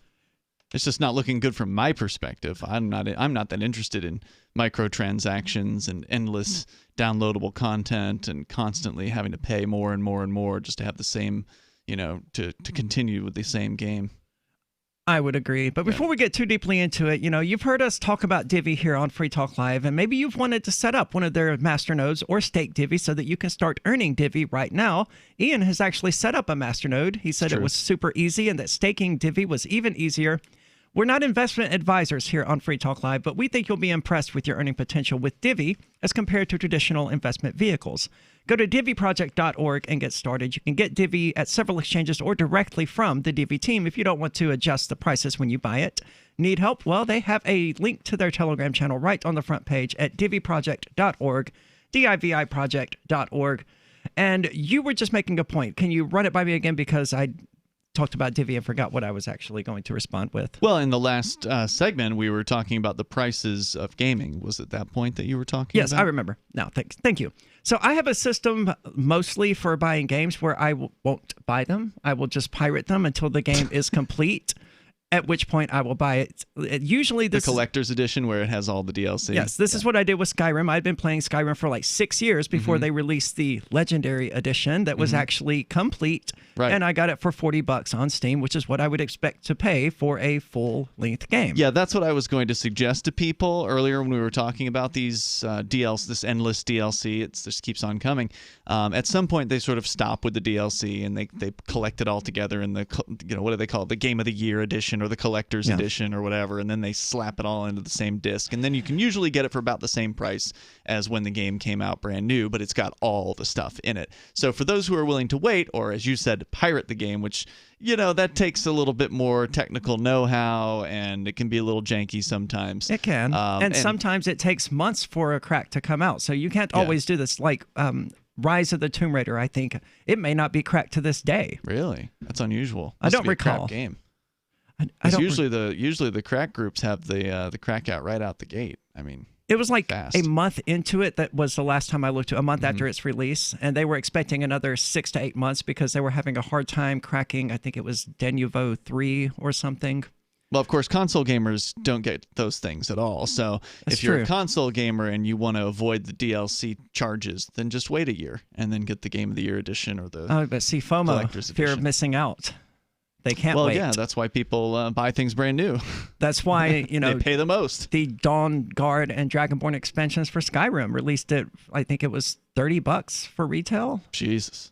Instead of, $5 6 months later is what they normally cost. Yeah, in gaming, you can play way more for way less if you just are 6 months to a year patient, if you can just wait, because it's still going to be the same game whether you play it day 1 or day 180 or whenever the price goes down. So. But what I've noticed among the people I work with is that they will, like a new game will release and they will all sit back there talking about it when they see each other. And if they wait those 6 months, they're on the outs. Yeah, they won't be able to have that conversation about the latest Assassin's Creed or whatever. So I don't know, man. I would rather just pirate the thing or wait. But that's me. I don't get video games to have a social life with other people about it. But let's talk more about the pricing, though, because there's more here from Ars Technica. So they're talking about how over time the price of games has risen in sort of normal dollars, but when you adjust for inflation, actually the cost is down. And then, of course, you factor in the fact that they're actually paying even more people now at these game companies. But how does that work when inflation also means that our money is worth less today. Like the money that we use to buy the game, we don't make as much of it with wages. Mm-hmm. So I think looking at it as a perspective from how many hours one has to work in order to buy the game would be a more useful metric.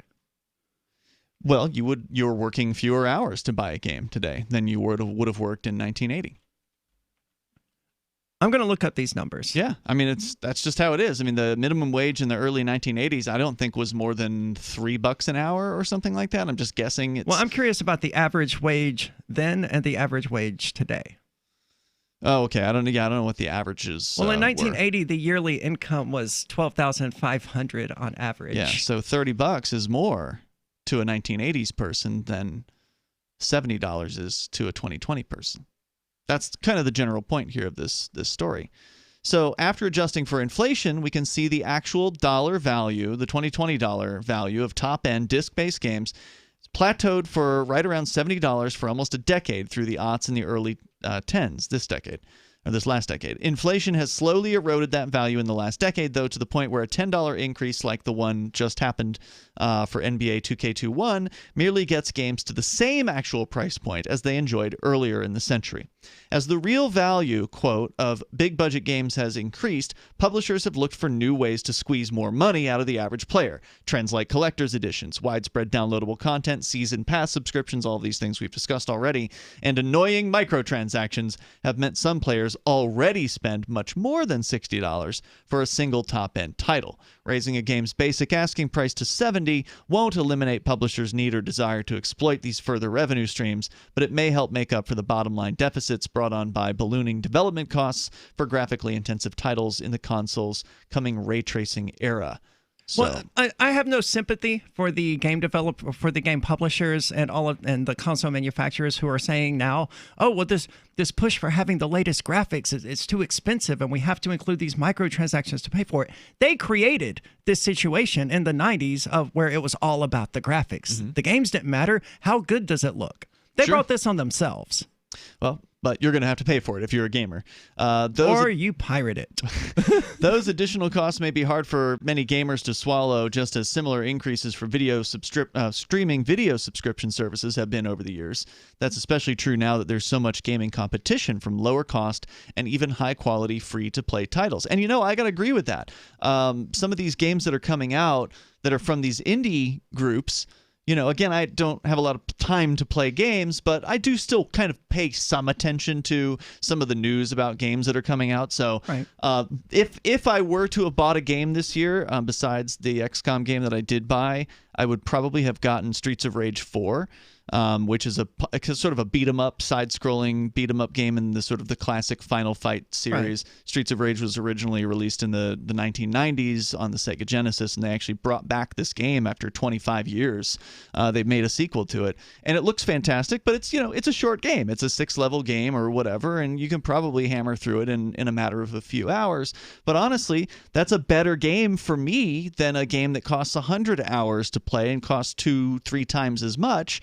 Because, it's hard for me to sink 100 hours into a video game. So I think the indie game manufacturers, especially in times where people's time is more stretched thin than ever, have a real marketable segment to market to because of that. Indie games in general are in a really great place. I mean, the most selling game of all time is Minecraft, and that's an indie game. Technically, didn't Microsoft buy it?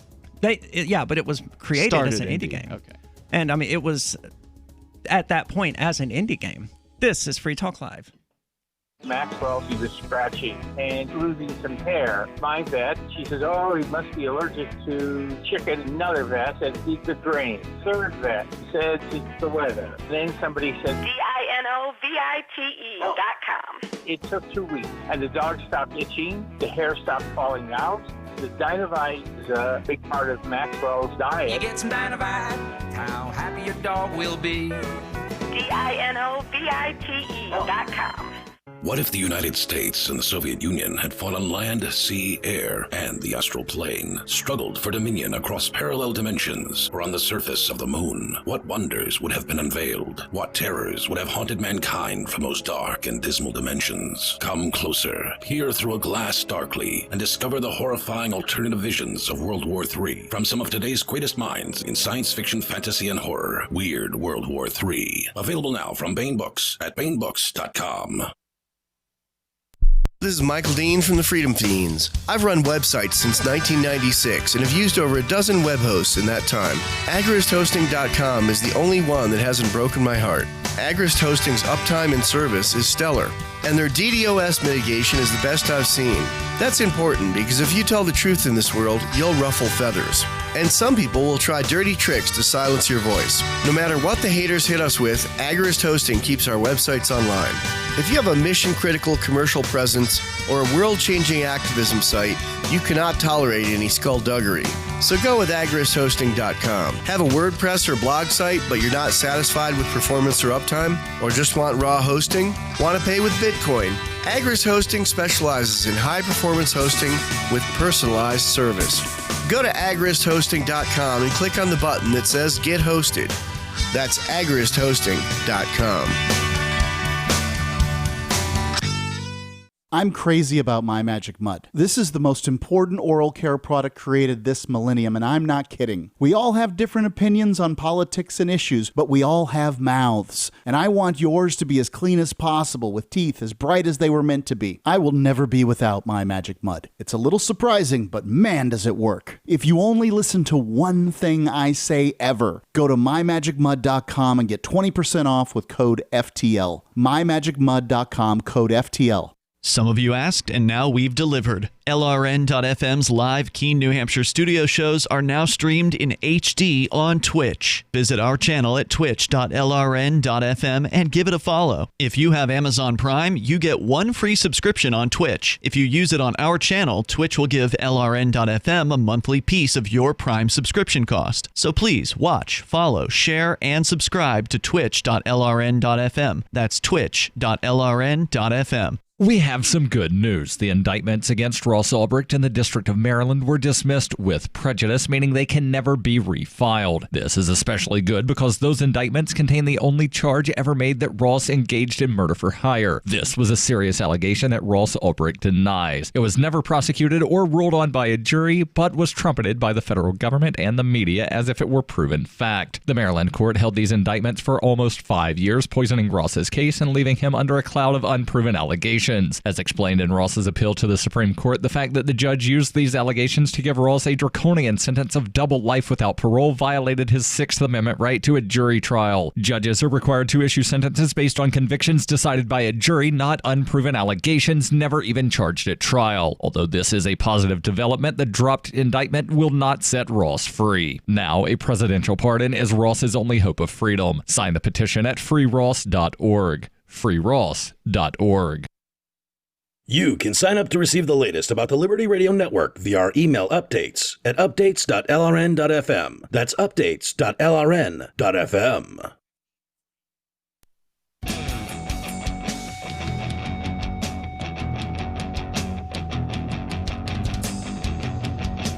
It's Free Talk Live, talk radio that you control, and you can call in and talk about whatever is on your mind. 855-450-3733. With you tonight, it's Aria and Ian, and things are weird on the other side of the pond, the United Kingdom. Things have been weird there for a long time. The people of the United Kingdom have seen the police state, the overbearing police state coming, and they seem to welcome it. Well, not all of them. Much more so than we find here in the United States. We actually just reported yesterday over the weekend there were tremendous numbers of people in the streets of London walking around with no masks on, with anti-mask and pro-freedom placards and signage and things like that. Over 150 arrests were made in this particular case. There's been some massive pushback recently in the UK. Why were people arrested? Just because they weren't supposed to be out. Figures. Yeah, it's lockdown, and people are out in the lockdown protesting. Good for them. So there's some people. That's good to hear. Yeah. Brits who refuse... Way more, mind you, than in any American city. That's depressing. Yeah. Brits who refuse the COVID-19 vaccine, however, may be denied entry to restaurants and bars. Oh, yeah. You heard about the Freedom Pass? I did. Yeah, we talked about that last week. Right. Is that part of this? No. Oh, okay. It's in the same vein. Sounds like it is.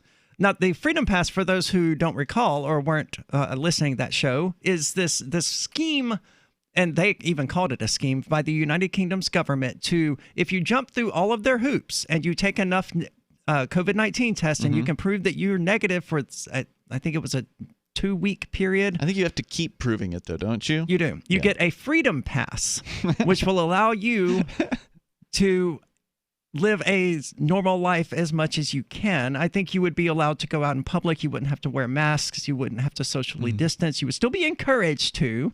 But if the police accosted you and like, hey, why aren't you wearing a mask? You'd be like, I have a little permission slip. So no coronavirus vaccine, no service. Possibly Brits could soon be denied entry to restaurants, bars, movie theaters, and sporting events if they refuse to get a COVID-19 vaccine, a top official said Monday.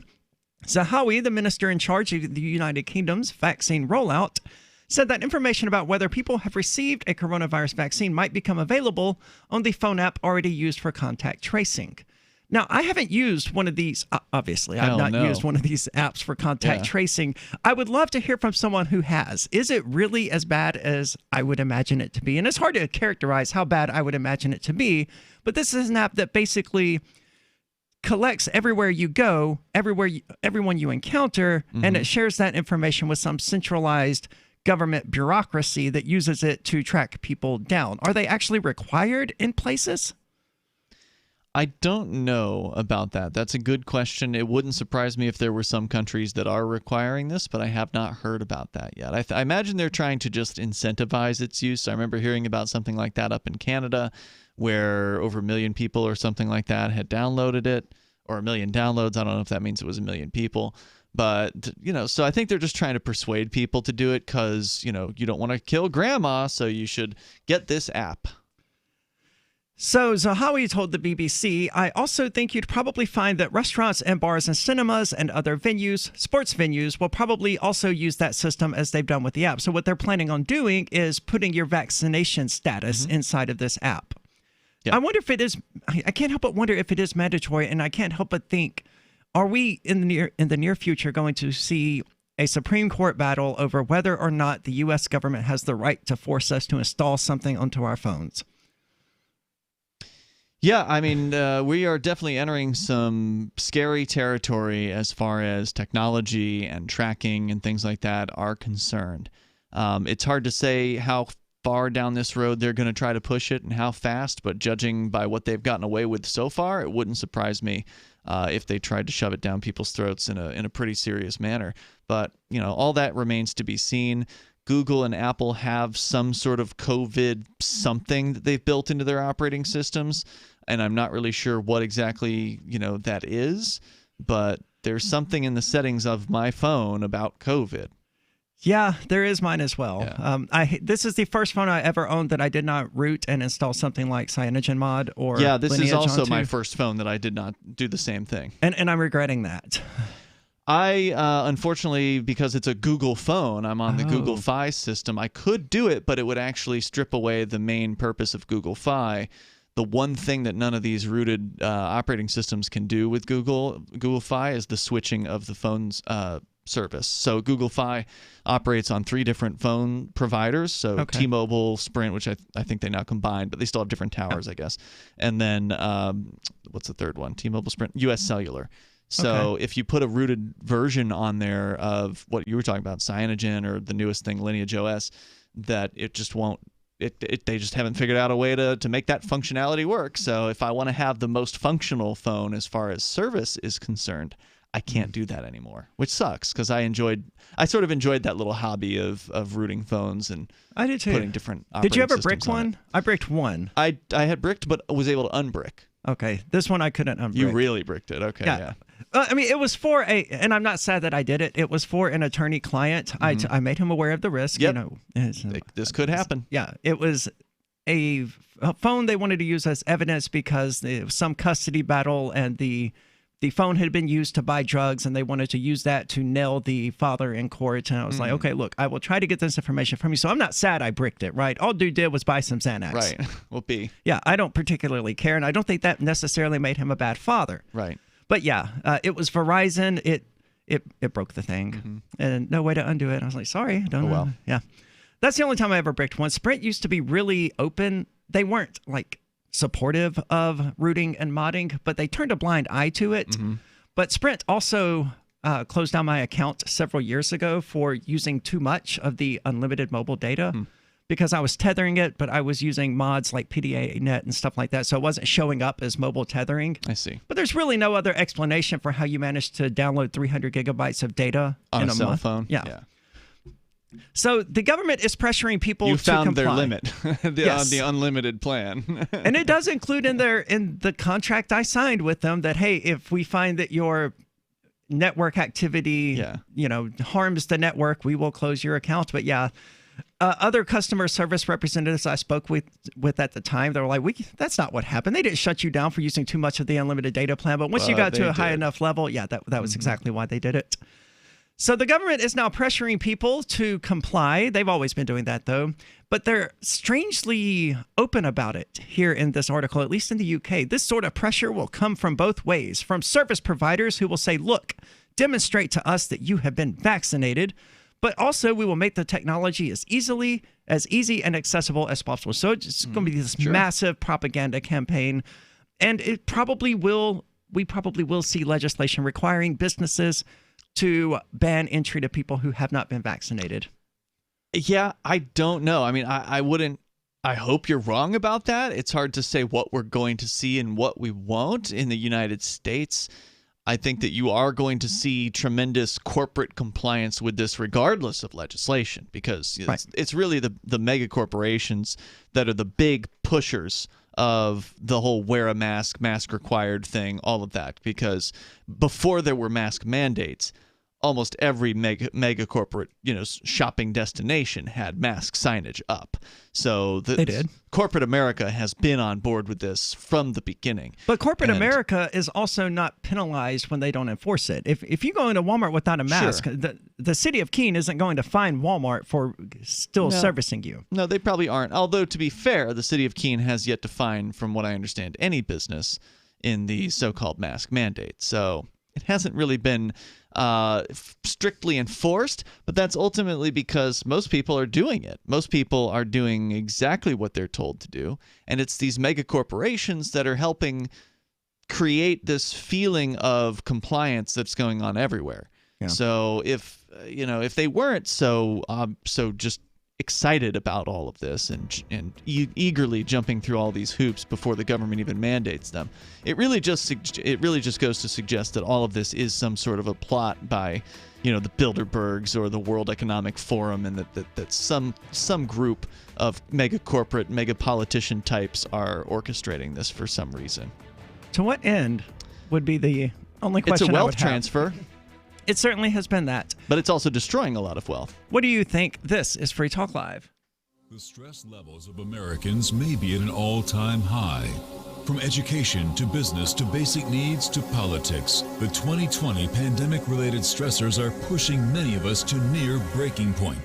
That's why you should consider the stress and pain-relieving products from sunny-bay.com, like our lavender neck wraps and pads infused with premium Washington lavender buds. They relieve tension and relax with a soothing scent of lavender. And lifestyle expert Jennifer Bonner recommends products from Sunny Bay. Sunny Bay's hands-free neck wrap should be your go-to pain relief solution. Give gifts to family and friends that relieve stress and pain. Give love and care by giving the best. Give pillows, neck wraps, and body wraps from sunny-bay.com, a Biomed DB design company. Just click sunny-bay.com. That's sunny-bay.com.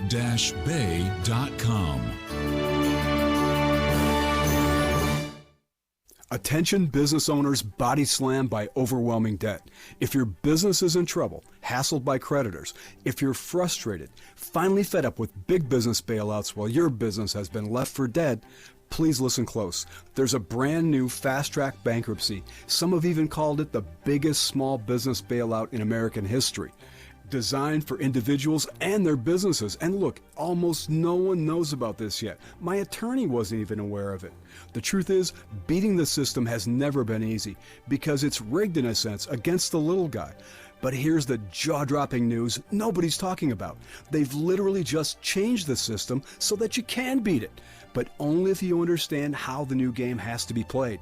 Find out if you qualify at pocketsoflight.com. This government-backed small business repair program is still legal, but may not be renewed after the election. Fight back fairly, fight back ethically at pocketsoflight.com. Join liberty-minded voluntarists, anarchists, and libertarians from June 28th through July 4th for ForkFest 2021 at Rogers Campground in the beautiful White Mountains of New Hampshire. ForkFest happens the week after the Porcupine Freedom Festival, and ForkFest is decentralized, which means no one is in charge. That also means there's no ticket cost. Just reserve your camping, RV site, or motel room with Rogers Campground for June 28th through July 4th. Where better to celebrate Independence Day than around other freedom-loving activists in the Shire? You can relax and enjoy the camaraderie of like-minded people, or you can create whatever experience or event you'd like others to have. If you're planning an event for ForkFest, be sure to let others know in advance. You can connect with fellow ForkFesters via the unofficial Telegram chat or the ForkFest forum. Links to those are on the unofficial website, forkfest.party.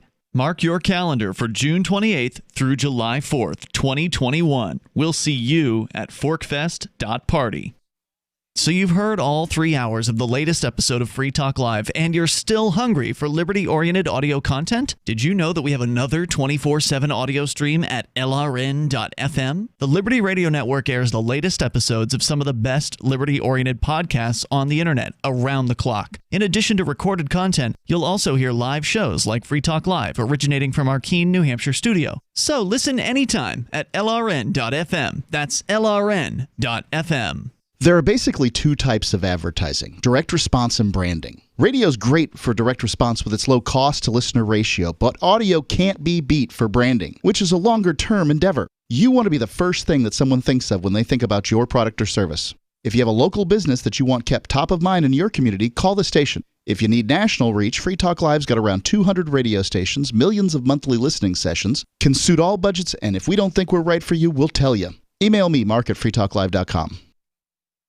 What's up next? Visit the Liberty Radio Network program guide to find out at shows.lrn.fm. That's shows.lrn.fm.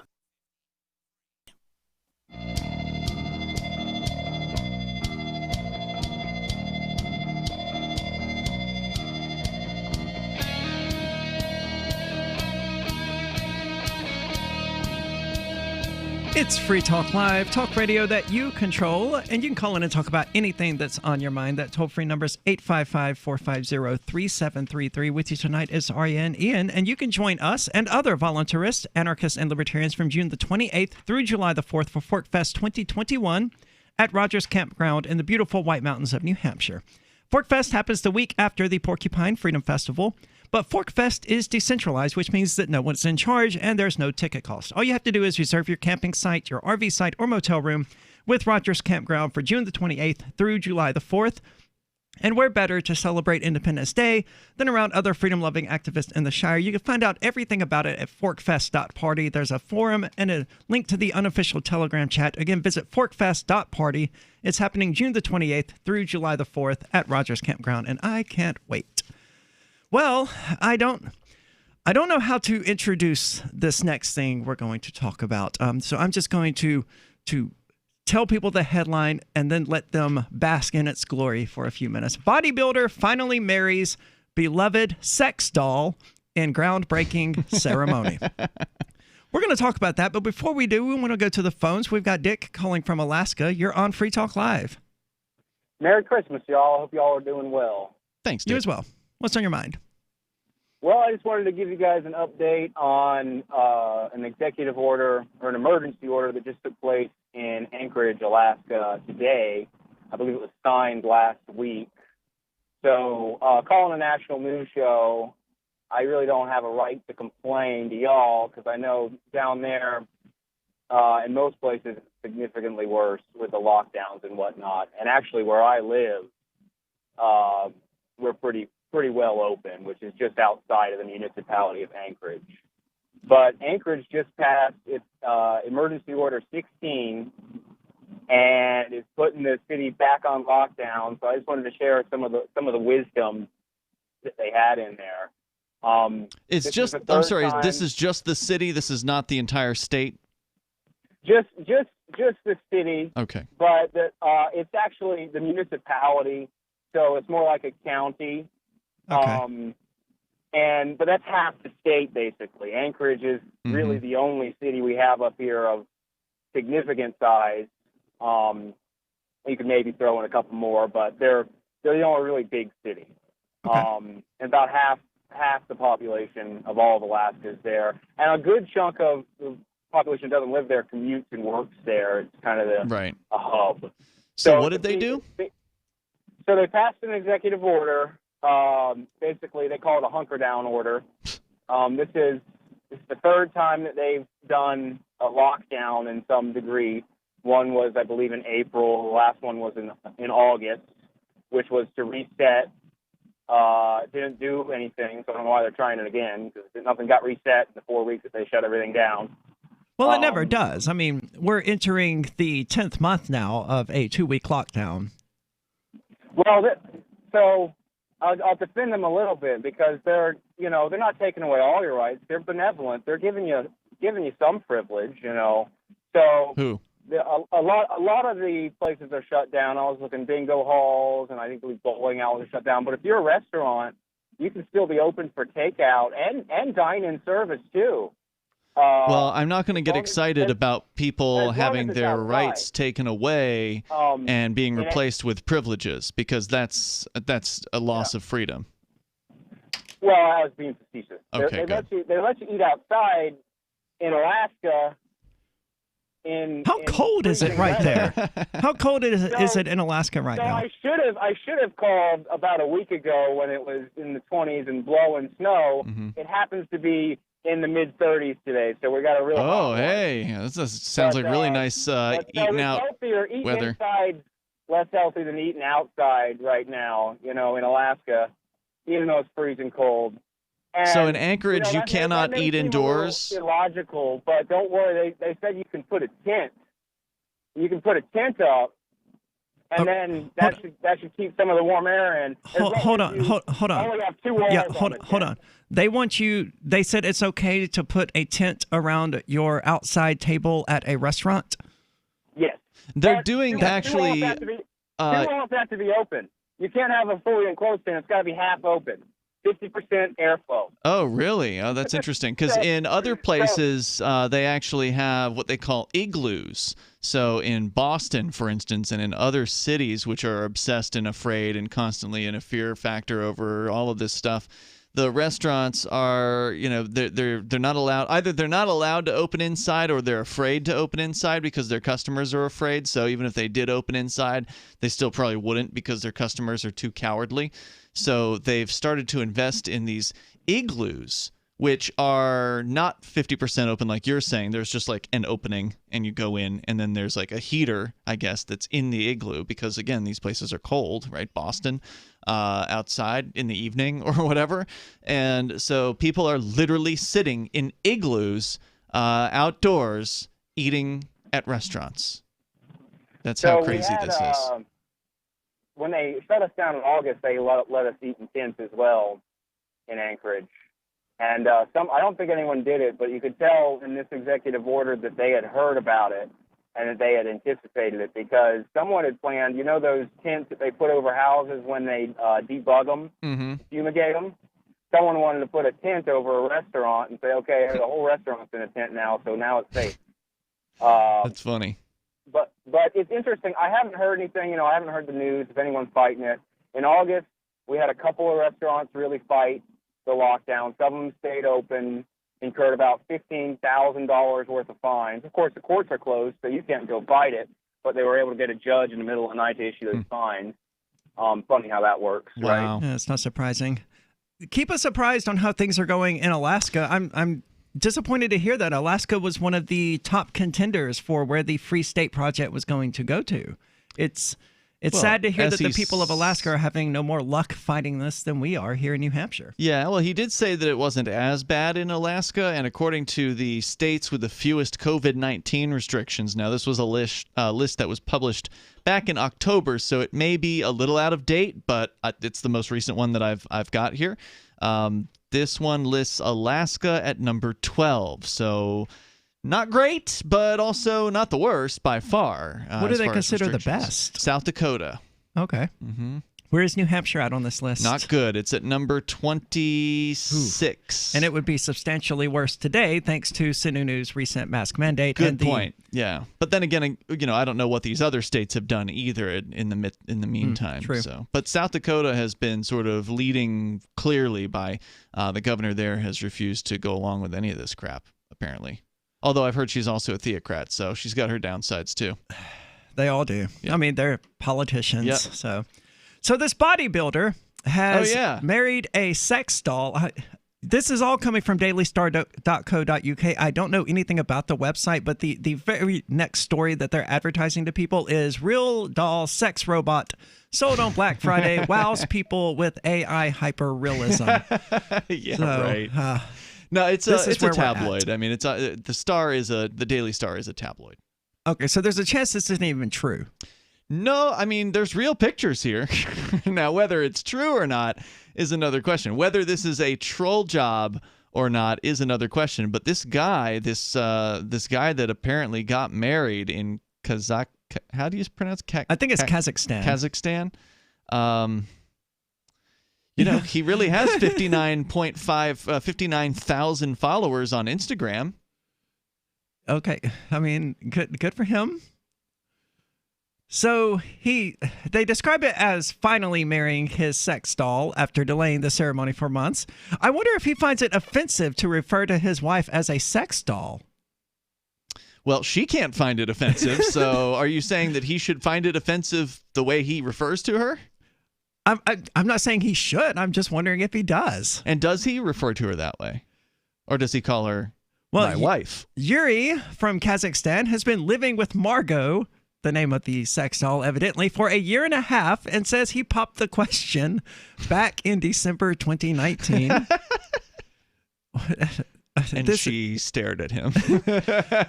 He first met her at a nightclub. Yeah.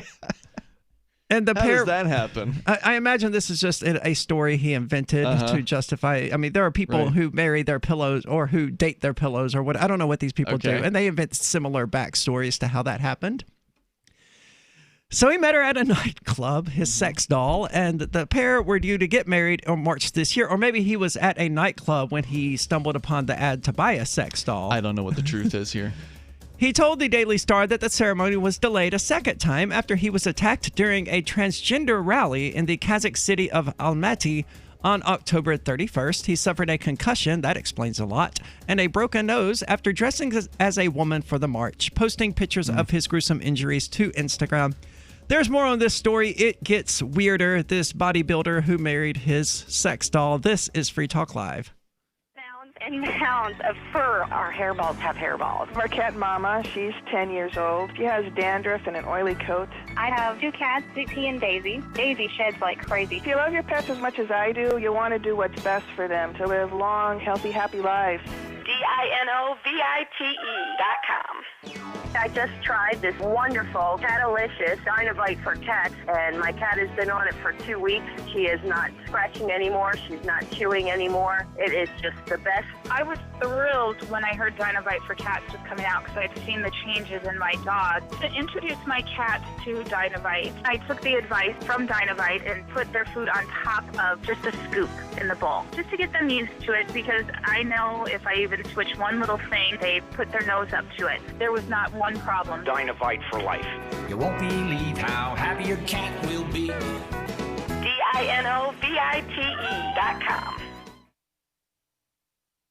Looking for a great real estate investment? Consider New Hampshire, which is ground zero for the Liberty Movement. Your first call should be to Mark Worden from Porcupine Real Estate. He's more than just a real estate agent. He's your New Hampshire concierge. Where are the best places to live? Do you want farm, city, the burbs, or forest? Do you want a duplex or multifamily building so that renters pay your mortgage? There are homes in all price ranges in New Hampshire, and Mark can help with financing too. Invest in liberty and property. Mark Worden can help. PorcupineRealEstate.com. If you want to know the latest about Free Talk Live before we go on the air, all you need to decide is how you want it delivered. It's your choice. Visit news.freetalklive.com to receive our usually weekly news updates by email. Plus, we have a Twitter account at twitter.freetalklive.com, and you can follow us on the decentralized Mastodon platform at toot.freetalklive.com. So please follow us at toot.freetalklive.com and sign up for our emails at news.freetalklive.com.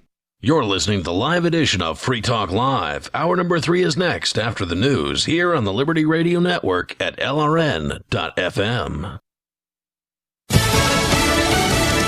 Calling him out. I'm Lisa Lacera, Fox News. A Georgia elections official urging President Trump to rein in supporters who have threatened violence as the state conducts a recount of the presidential election. Georgia voting system implementation manager Gabriel Sterling struggled to maintain his composure while condemning threats against election officials and workers. A 20-something tech in Gwinnett County today has death threats and a noose put out saying he should be hung for treason. Sterling also calling out President Trump for failing to speak up. Tell your supporters, don't be violent. Don't intimidate. All that's wrong. It's un-American. Georgia is conducting a recount at the request of the Trump campaign after an audit of all ballots cast showed President-elect Biden leading by more than 12,000 votes. The results were certified on November 20th, but the president insists the vote was marred by fraud. Steve Rappaport, Fox News. Senate Democratic leader Chuck Schumer reacting after Attorney General William Barr told the Associated Press he has seen no evidence so far of widespread voter fraud. I guess he's the next one to be fired. Since he now, too, says there's no fraud, Trump seems to fire anyone in that regard. The Trump legal team issued a statement in response to Barr's comments, reading in part, there hasn't been any semblance of a Department of Justice investigation.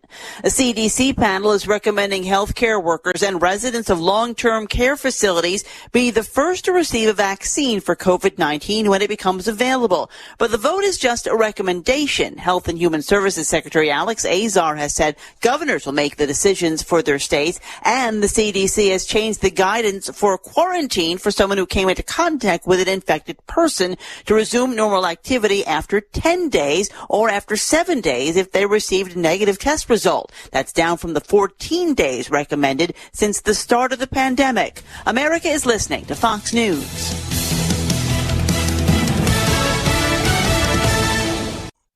Hey, it's Adam Carolla from The Adam Carolla Show. If you're a business owner, you don't need me telling you that running a business is tough. Don't let QuickBooks and spreadsheets slow you down. Upgrade to NetSuite. Stop paying for multiple systems that don't give you the info you need when you need it. Ditch the spreadsheets and old software. Upgrade to NetSuite by Oracle, the world's #1 cloud business system. NetSuite gives you visibility and control over financials, HR, inventory, e-commerce, and more, all in one place instantaneously, whether you're doing millions in sales or hundreds of millions in revenue.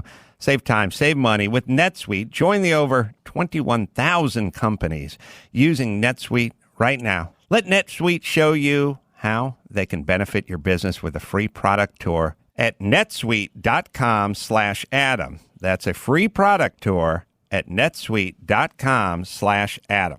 Lawyers for Bill Cosby hoping to get his 2018 sexual assault conviction overturned or appealing to Pennsylvania's highest court. Prosecutors in seeking Cosby's conviction said the crime of isolating, drugging, and assaulting women was a signature offense. There were questions about that from the bench, citing studies showing drugs and alcohol as a common factor in sex assault cases. Cosby is serving 3 to 10 years for molesting Andrea Constand, a woman he befriended at Temple University. The defense called prosecutors' arguments vague concerning other women who say Cosby took advantage of them. The state maintains the alleged victims' common stories show a pattern. A court ruling is months away.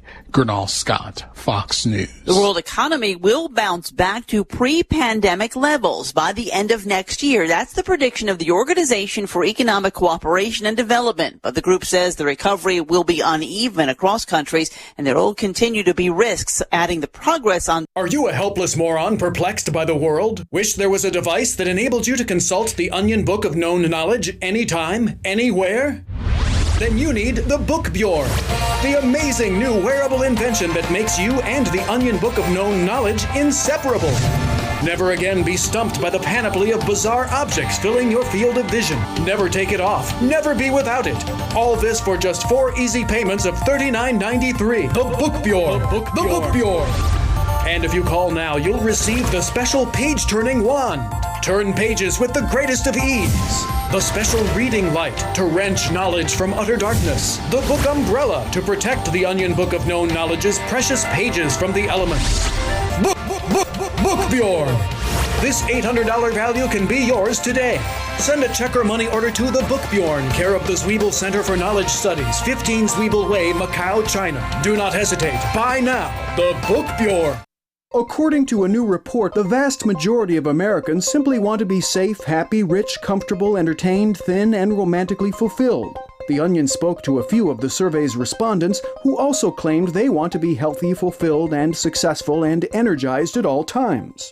All I want is a low-stress job, a nice house, affordable health care, and low gas prices, you know? It'd be nice to have a 35-hour work week, delicious food that's actually good for me, strong friendships, and free high-speed Wi-Fi wherever I go. I think I'm entitled to wealth, love, cheap education, a fair legal process. According to the survey, 63% of all Americans want their summers to be hot but not too hot. 85% want the government to stop all wars, end world hunger, and make quick and easy weight loss possible. 93% want to be emotionally satisfied, plus a soulmate, unconditional love from their parents, and a big happy dog. This is the Onion News Network.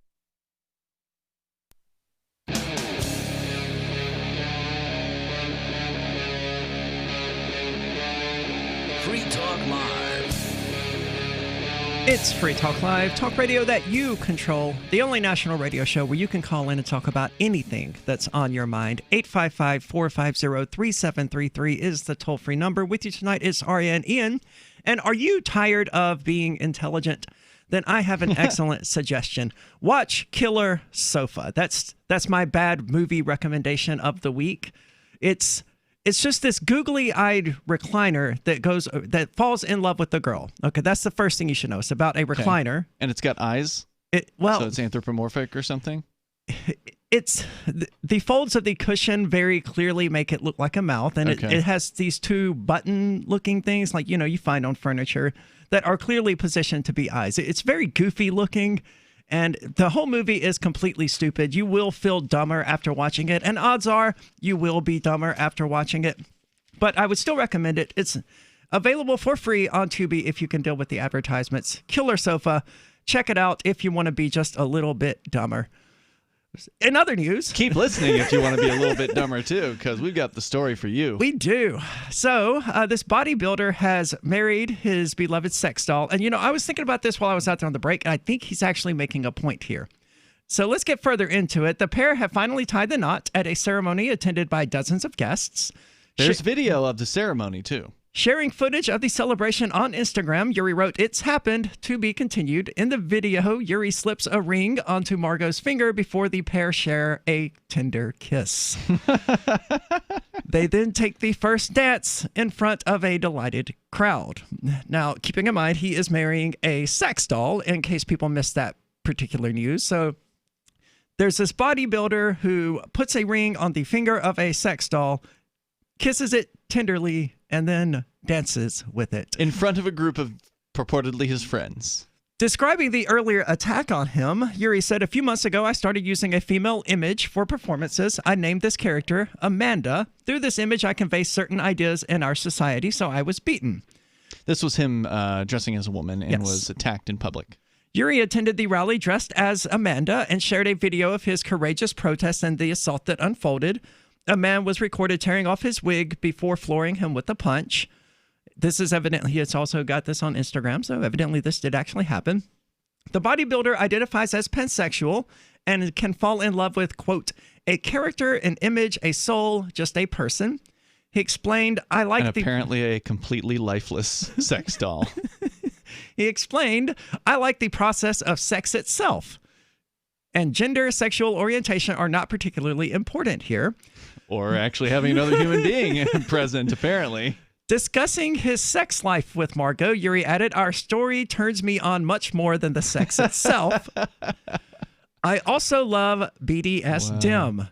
He goes on, I quote, I love being tortured. I can endure a lot of pain. I love to dominate too. Margot is capable of what other people, real people, are not capable of. You added the real people line. Yes. Okay. According to earlier local media reports, his union with Margot should stand. The only requirements for a wedding to take place in Kazakhstan are that both consenting parties have to be male and female and over 18 years old. And I think that's the point he's trying to make. It's probably a pro-homosexual marriage point. And like I say, you should let these two men, I mean, you're recognizing a marriage between a man and a sex doll as legal. And but you're Kazakhstan does not recognize gay marriage? Yes. I suspect that's the point he's trying to make. Of course. Well, let me tell you, he's pretty deep into this particular point. I'm looking... So I just put his name into a search here and found an article back from December of last year where headline at the time, bodybuilder proposes to sex doll after getting it plastic surgery. Same guy. It mentions the plastic surgery here as well. Yeah, so, and then it links here to her Instagram. So he has an Instagram for himself and an Instagram for his lover. Or his sex doll. And you know how you can just scroll down the page and it just keeps loading photos on Instagram, and I've been scrolling and scrolling and scrolling, and so finally I just got to the bottom here. The first photograph was from August of 2018. Okay, this has been going on. Yeah, this is real. This is not just a troll, and this is that's not what just I'm saying. I mean, if it is a troll, or if he's trying to make a point about Kazakhstan's gay marriage or the lack thereof, he's been pretty deep into this. I mean, we're talking about lots of photos of this sex doll and him with the sex doll in various different, exotic locations and things like that. Yeah, I mean, I'm inclined to believe this is possibly real. Either that or it's just a brilliant troll job, or...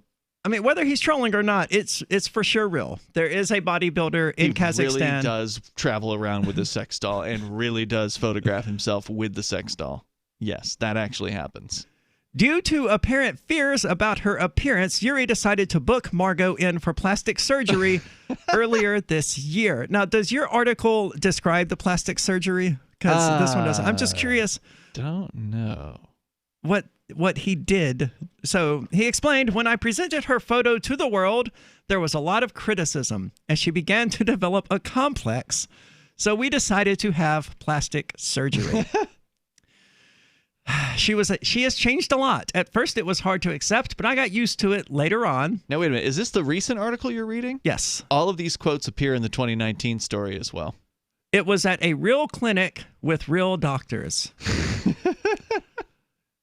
Can you imagine the look on a doctor's face if you bring in a sex doll and you're like, I want to have plastic surgery on this sex doll? So there's actually a video of him with her on an airplane. So he's definitely bringing her around and being seen in public with this sex doll. I mean, it could just be an act. I mean, it could be. There are stranger performances. Yeah. In which case, it's hilarious. If it's real, then it's pretty sad. But most people aren't going to know the difference, right? They're just going to see this and they're going to be like, "What is going on?" He's not a bad-looking dude. I mean, he's quite handsome. I mean, he's a bodybuilder, and if he wanted to find a real woman, I imagine it wouldn't. Yeah, it wouldn't be too difficult. So he chose the sex doll. Right. Very strange.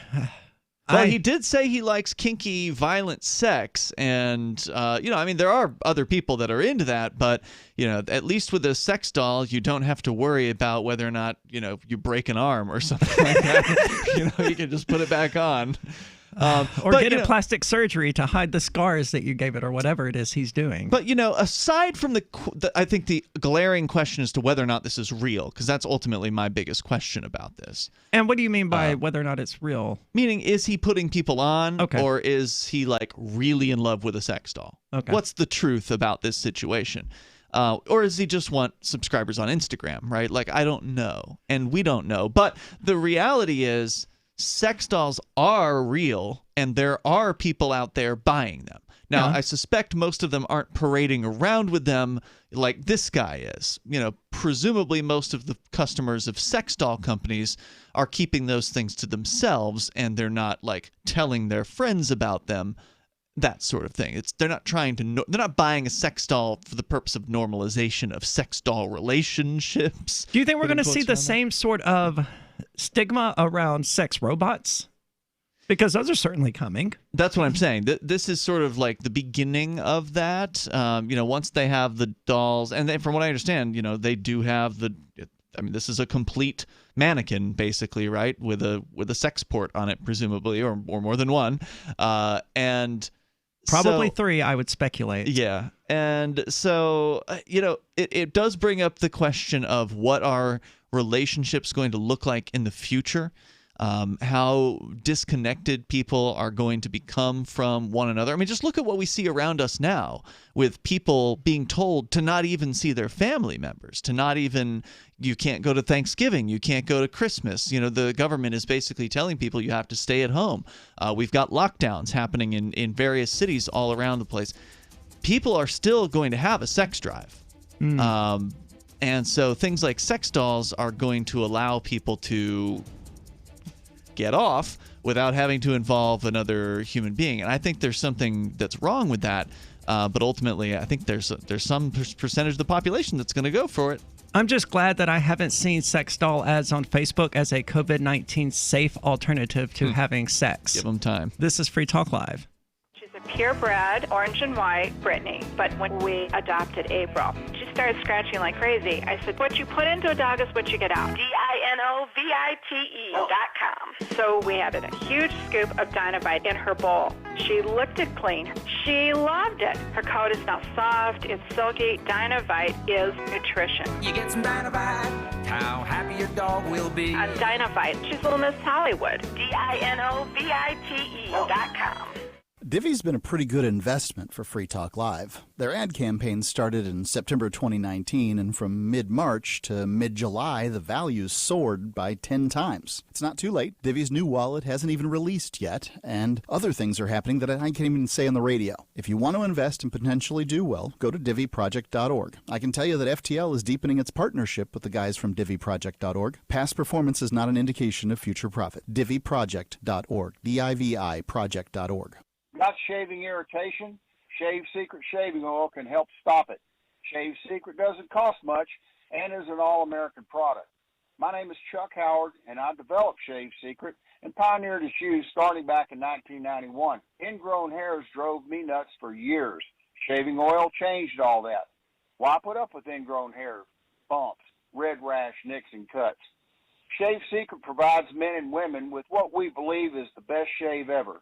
Our proprietary blend of 100% natural base and essential oils plus a hint of menthol was designed to help eliminate shaving irritations like ingrown hairs, bumps, red rash, nicks, and cuts. We'll lose those shaving irritations. Available at Super Walmart, H-E-B, Wegmans, Giant Eagle, Discount Drug, Navy and Marine Exchanges, Amazon, and ShaveSecret.com.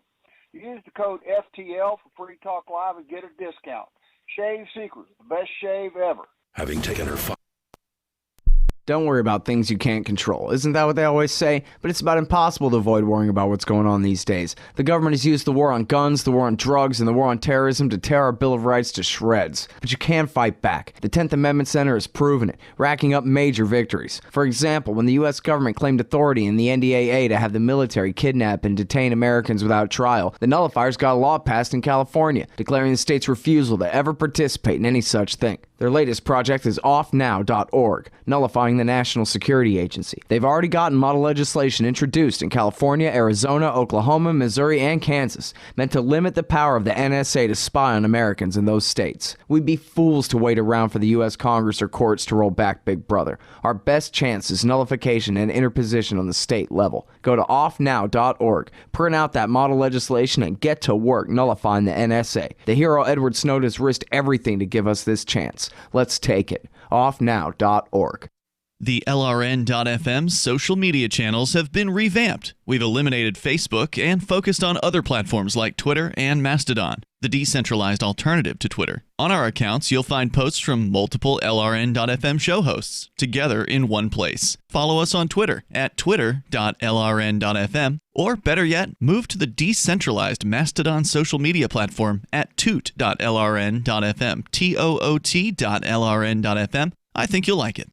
Are you tired of governments murdering people around the world? Stop using their money. There is an alternative. Bitcoin is a stateless free market non-political currency. Bitcoin cannot be inflated or controlled by any government.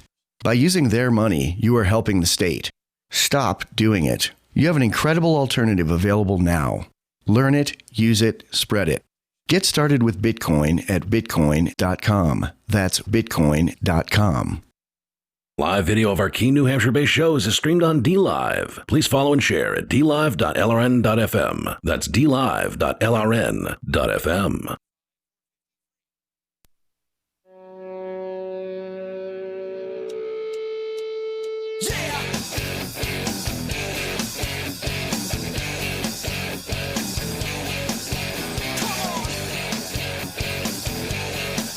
It's Free Talk Live, talk radio that you control, and you can call in and talk about anything that's on your mind. That toll-free number is 855-450-3733, and I want to tell you about AnyPay. AnyPay 2.0 is here, and crypto payments are now faster than ever if you're using the Edge Wallet, Handcash, Bitcoin.com, or the Dash wallets. That is, in that case, your experience should be smooth, but some wallets aren't ready for the impressive new technology.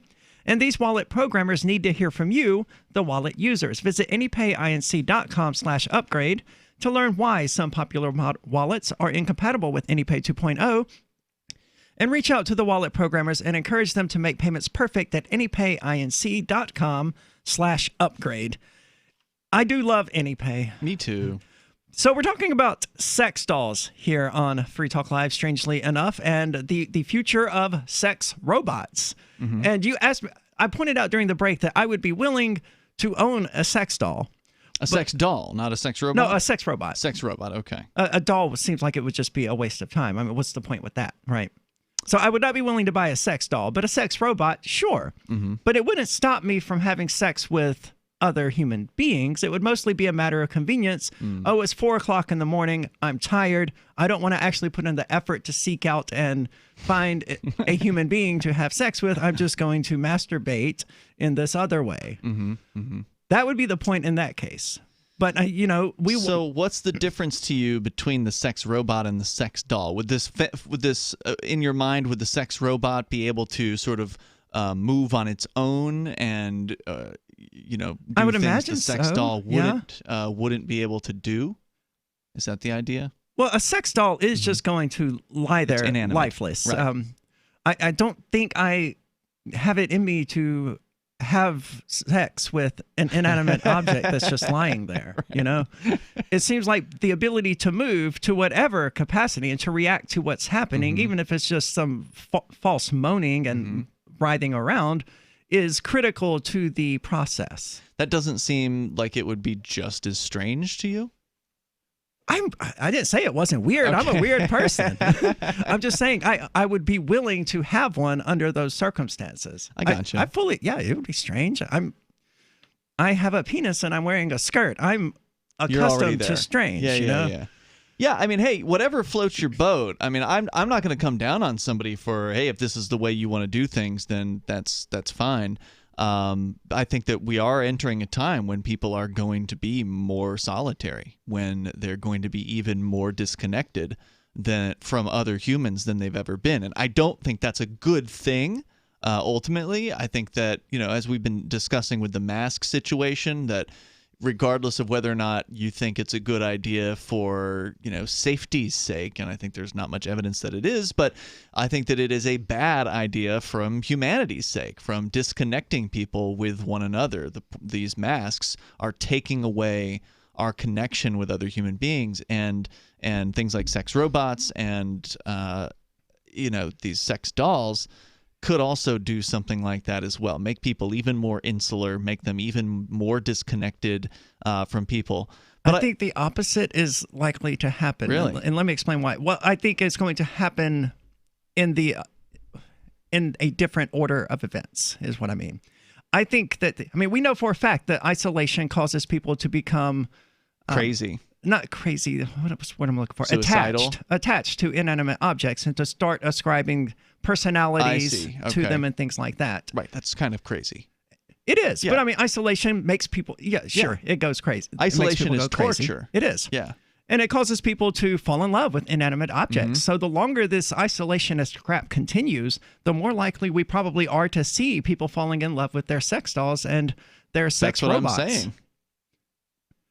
Right. And I don't think that's a good thing. Well, sure. Okay. It will feed into itself with people becoming more and more disconnected because, well, there's no need for me to actually go out and have sex with someone or to have a relationship because I have the sex doll and that's good enough. And maybe there isn't a need anymore, right? Because a woman can get herself pregnant by insemination. She doesn't need to have a man or a partner in order to do that. Technology is making these things of the sort of individual lifestyle with no other humans being involved in any sort of intimate manner more and more possible than it's ever been. Well, it may not be necessary, but it's certainly fun. What is fun? The act of having sex with another human being. Oh, yeah. Yeah, absolutely. Well, and to me, and obviously everybody's different, right? Like this guy, this bodybuilder in this story, again, presuming that it's not a total troll job and that he's actually saying what he really believes, that, he's commenting about his sex life, that he's really into sex. But what it sounds like is he's really into getting off and not sex, right? Because you can get off in a variety of different ways by yourself, right? The sex doll is the most recent version. They've had some level of these things for a long time, but they're now much more expensive. I think you looked it up over the break. It's like $6,000. And I don't know if that's the low end or the mid-range or what. It's the one advertised or talked about here on the site with the AI hyper-realism that is wowing people. I highly doubt that it's that realistic, but, that's all market speak. But regardless, he's saying he's really into sex. He's really into getting off. Yeah, he's not having sex. He's not having sex. He's, having sex with himself, ultimately, in this case, which is fine. Again, I don't want to come down on somebody for that. But to me, sex is different from self-pleasuring in that I'm more interested in pleasuring my partner during sex. Like, to me, that's the rewarding part of sex, is to be able to help somebody else feel good. And you certainly can't get that from a sex doll. So no, you can't. Not even these hyper real ones coming to us from Real Doll. Evidently, people are. It does seem like a paid advertisement in places, but it points out that some of these sex dolls are remarkably human looking, and at a first glance, you really probably wouldn't know that they're a sex doll.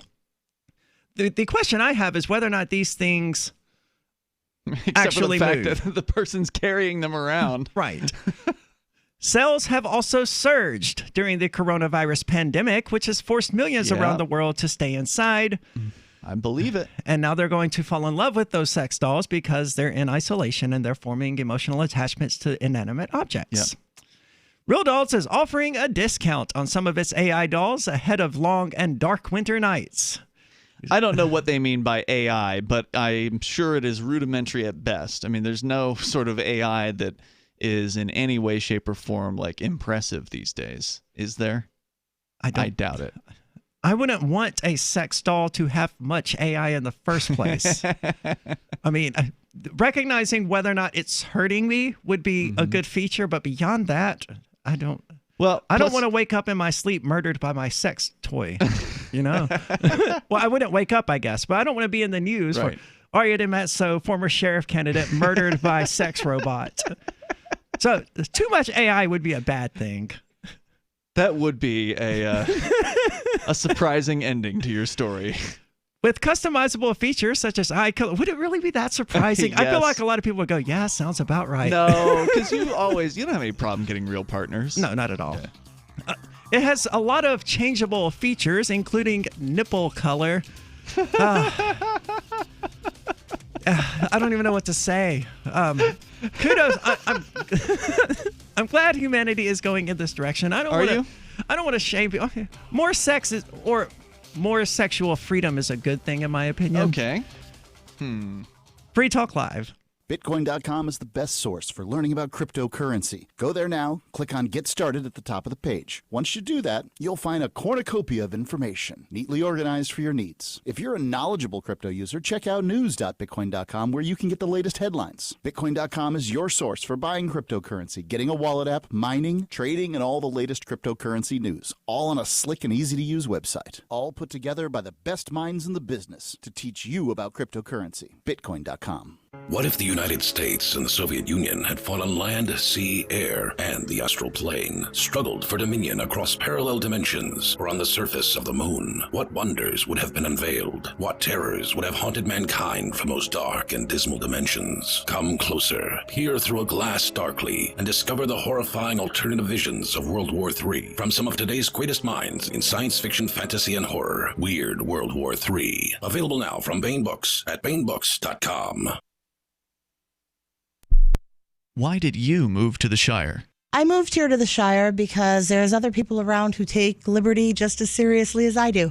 I moved to the Shire because I saw videos of people challenging authority and thought that I could get support myself. It called to me, like, do this, right now. I wanted to be around people like me who got it, and once I got here, I knew there was nowhere else that I wanted to be. I've always wanted to change the world, so I moved to the Shire to join people who were actually working towards doing the same thing. The people here are awesome, loving, and positive. It was for the adventure and for the feeling of something important is happening here, and I just wanted to come to sort of be part of that. Visit ShireSociety.com to read and sign the Shire Society Declaration and learn the reasons why, if you love liberty, you should immigrate to the Shire. Plus, connect with others via the forum at ShireSociety.com. That's ShireSociety.com.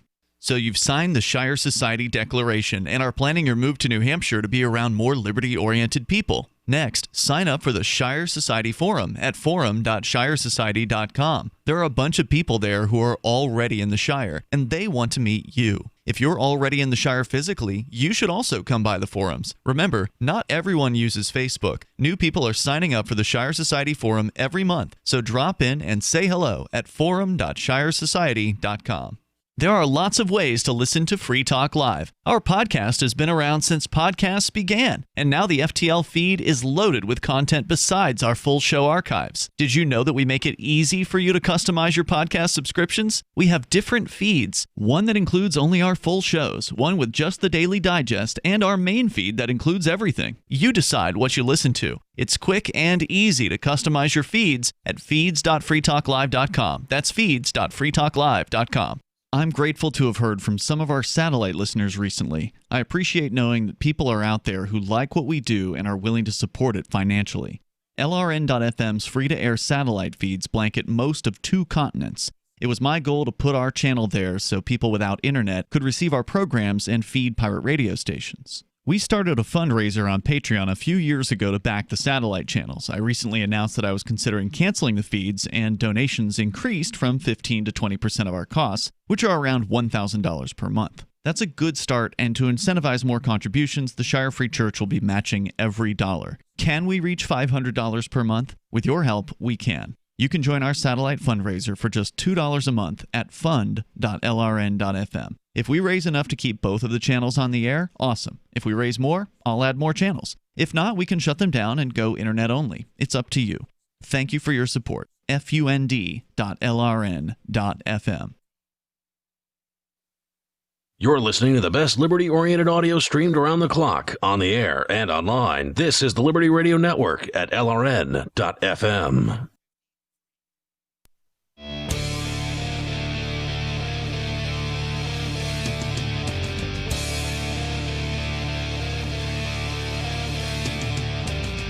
This is Free Talk Live, talk radio that you control. You can call in and talk about anything that's on your mind. That toll-free number is 855-450-3733. With you tonight, it's Aria. And it's Ian. And calling again from the prison here in New Hampshire, we have Chris Cantwell calling on the line. If I can remember which one.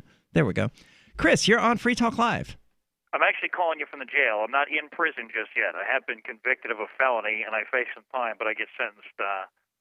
Next month. So hopefully I could walk right from the county jail, but I might have to go see the inside of a federal prison. We shall see. Indeed, and you are in as a political prisoner on essentially free speech charges, but that's a whole other story. What were you calling about tonight? I'm calling about.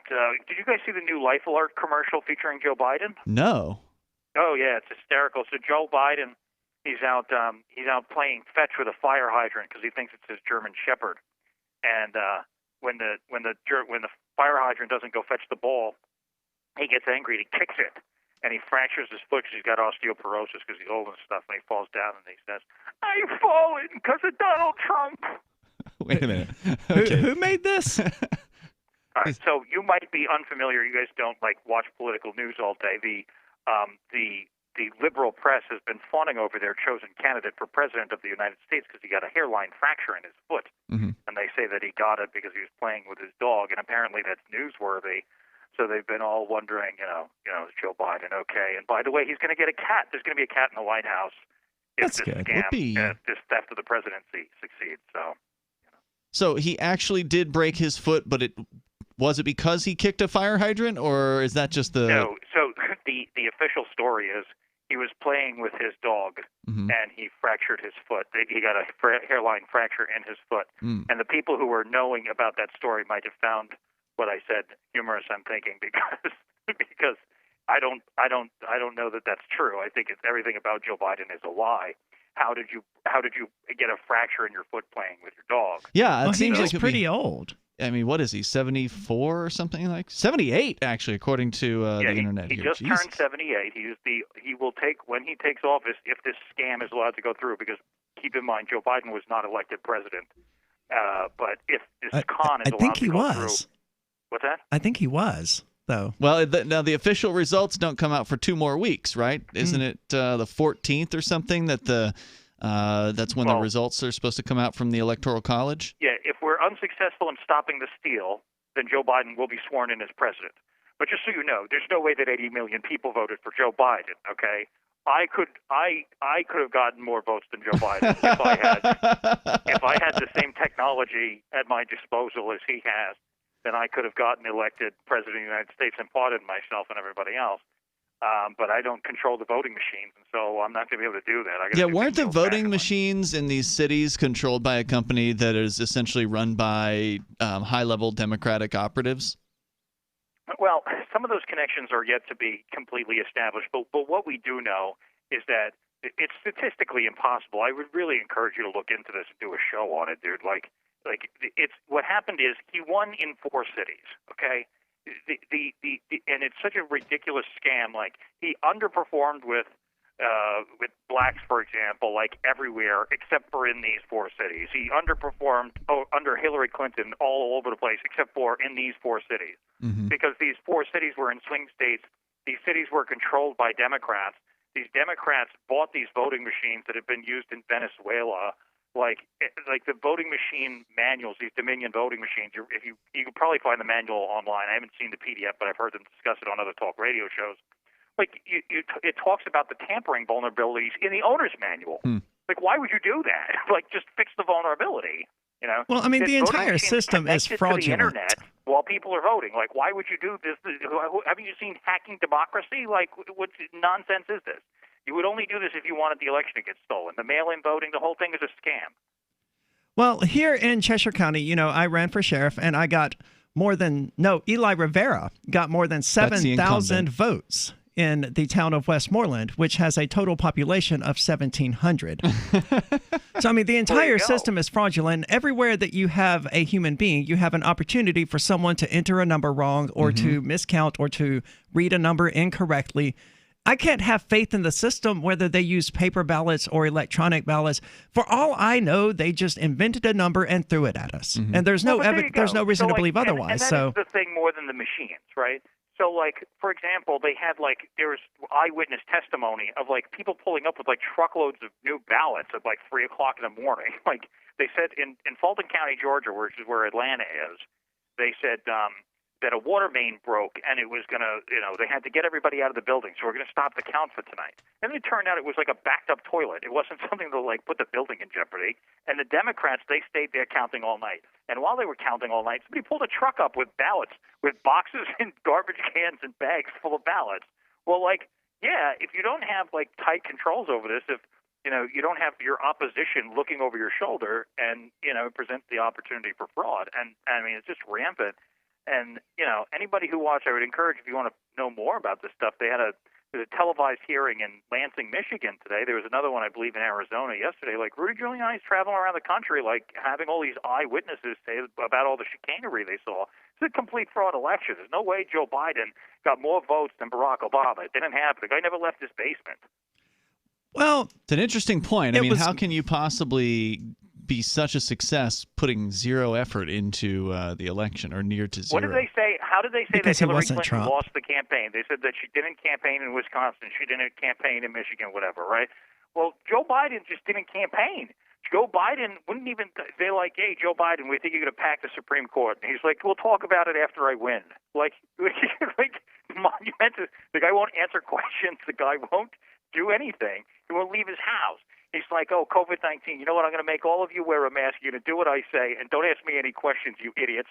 Do you think the Trump supporters, if Biden is actually, elected come, mid-December when the official results come in from the Electoral College, if Biden is the winner, do you think that the people in the Trump camp or the Trump supporters will recognize it? Or will the Democratic conspiracy theory that somebody apparently was promoting on CNN recently come true, and Trump will actually have his own separate inaugural party, and that people will start recognizing Trump as the true president to the United States, and that you will then have a potential schism in the United States? I don't think that Trump's going to try to have a parallel inauguration. If the Electoral College nominates Biden, if the Electoral College elects Biden, then Biden will take the office of the presidency, and he will be viewed as an illegitimate president by more than half of the country. They're all illegitimate. What's that? Well, yes, of course. But I mean, like, in the eyes of, people who aren't anarchists, Satan reformed churches or whatever. I mean, that was true of Trump as well, though. I mean, half the country didn't think he was a legitimate president. They still paid taxes. They still did what they were told, right? Will the Trump people continue to consent? Is ultimately the question. They will continue probably to bow to the guns of government, with all but a few who probably lose their minds and go out shooting or something. But what will most likely happen is, if that is allowed to occur, then Trump 2024 begins on January 20th, 2021, and he's going to be jet setting across the country, doing rallies a few times a week, preparing for his run for the presidency in 2024. Which he'll then be what, 78 or something like that at that time? He'll take office as the second oldest president ever to take the oath. Yeah, because he's 74 right now, just under Joe Biden, and he'll be sharper than Joe Biden was in his prime, because Joe Biden is a dementia patient who shouldn't be allowed to take a math test for a kindergartner. I mean, he is definitely senile on occasion.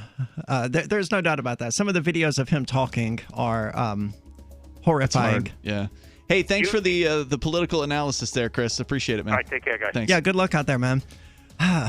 I wonder if he would say the same about Trump's broken foot when Trump is 78 years old. I don't believe he actually broke his foot playing with a dog. How can he do that? He was just joking about that, and it was funny. It was. 855-450-FREE. If you're quick, you can still get on the air with us. 855-450-FREE, as in Free Talk Live, and as in Free Cantwell, the political prisoner. It's not over. Sadly, our nation is going through tough times again, with no end in sight, and nobody knows what might happen next year. That's why it's a good idea to plan ahead, so you aren't caught off guard. Nothing's more important than having enough food to eat, and we're here to help. We're My Patriot Supply, America's leading emergency preparedness company. We provide long-term emergency food that lasts up to 25 years in storage. When grocery stores run empty or disasters strike, our foods will be there when you need it most. Act now and secure at least a 4-week emergency food kit full of tasty meals that provide 2,000 calories a day. We have dozens of emergency food storage kits to choose from. When the government tells you not to go out, you can have the peace of mind that comes from being prepared. When you order from MyPatriotSupply.com, your food will arrive discreetly at your doorstep in no time. Prepare today. Time is short. MyPatriotSupply.com. That's MyPatriotSupply.com. Jake was in big trouble with the IRS. He owed how much? $92,000. Ouch. The IRS left no room for Jake to breathe. They put a lien on my house, took all the money out of my bank account, took money out of my paychecks. So it was a nightmare. He needed help fast. I figured that all these companies were the same until I called Federal Tax Management. You could just tell they knew what they were talking about. Right then and there, I felt like I had some hope. Stop the liens, levies, and garnishments fast and qualify for one of several special IRS programs that could reduce or even eliminate your tax debt. So, how'd it go for Jake? They did what they said they would do. They came through for me. I ended up saving an unbelievable amount. I was so jazzed. I was extremely happy. If you owe more than $10,000 in back taxes, take Jake's advice. Give Federal Tax Management a phone call. If they help me, they can help anybody. Call the Federal Tax Management Hotline now. 800-503-8625. 800-503-8625. 800-503-8625. So the protection of life, liberty, and property is what the Free State Project is all about. But it's an effort to move 20,000 people who understand. It's about demonstrating to the entire country that, yeah, we can have a free market, a truly free market. Making it just a freer, great place to live. It's the world's largest voluntarist libertarian community, and it's only getting bigger. That's amazing, to be able to move to a place where other people passionately believe in being free and independent. What the Free State Project is managing to do, though, is to put their money where their mouth is. It's physically getting up across the country and saying, let's go someplace and let's demonstrate the power of these ideas. There's a lot of kind of philosophy that surrounds liberty. There's a lot of thinking about it and talking about it. But here in New Hampshire, people are doing it.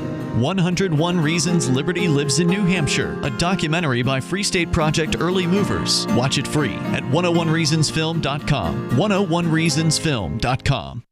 What if you want to hear the latest episode of Free Talk Live, but all you have is your phone, you forgot to download our archive, and you have no data connection? You can call our Listen line at 641-793-0191. That's a long-distance number, so you may incur charges. If not, listen as long as you want. 641-793-0191. The Free Talk Live Listen line, 641-793-0191.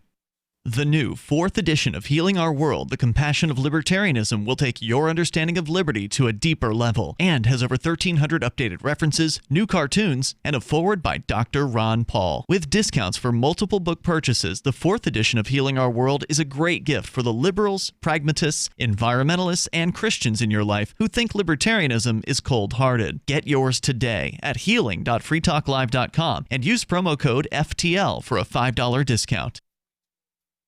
Do you love Twitter? Make sure you favorite the LRN.FM Twitter account so you can receive our tweets at twitter.lrn.fm. That's twitter.lrn.fm.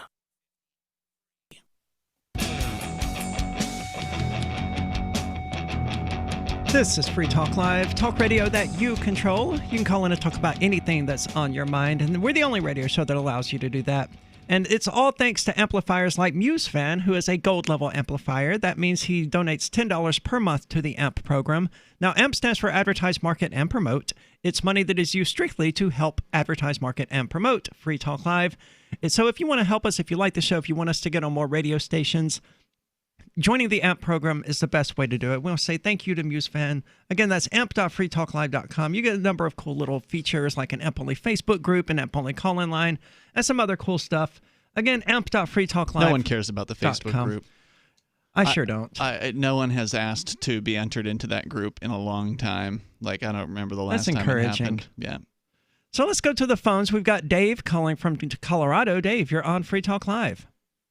Hey, folks. Formerly known as Dave in New Hampshire and soon to be known as Dave in New Hampshire again. Yes. Yeah, this is Dave Ridley from RidleyReport.com, who makes a lot of videos online. He actually mentioned you in a recent video. He did. Aria. I saw that when you confronted Eli Rivera. That was No. Earl Nelson. Oh, Earl Nelson. Yeah, that was awesome. Thank you for that, Dave. Yeah, that was the write-in candidate that was trying to take you out of the race this year, and for he sheriff. failed. Yep. Yeah, well, thank you for running and getting so much attention. The level of activity is fairly high. It was fun. Yeah. So what's going on, Dave? How's where are you at in Colorado, by the way? Well, hold on. Before you answer that, I had a question as well. When did you record that video with Earl Nelson? I have a big backlog of videos, so that was about 3 weeks ago, I think. So just after the election? Right. Okay. And so to his credit, I was afraid he would say, the election has happened, bye, bye-bye. But he answered the question on face value, so at least that was good. But he was pretty evasive after that, wasn't he? He was. He couldn't get out of there fast enough. So Ian had asked what part of Colorado you're at. Yeah, I grew up in Colorado Springs. That's where I am now. My folks live here, and I come back to visit now and then.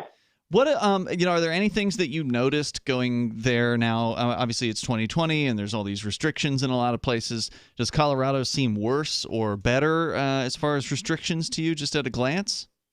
I've just been here for hours, so my understanding is, traditionally Colorado tends to be about the same as New Hampshire in almost every metric. There's just slight differences. It's about the same level of freedom as New Hampshire. It's got it's got slightly more beauty. The temperatures are about the same all year long.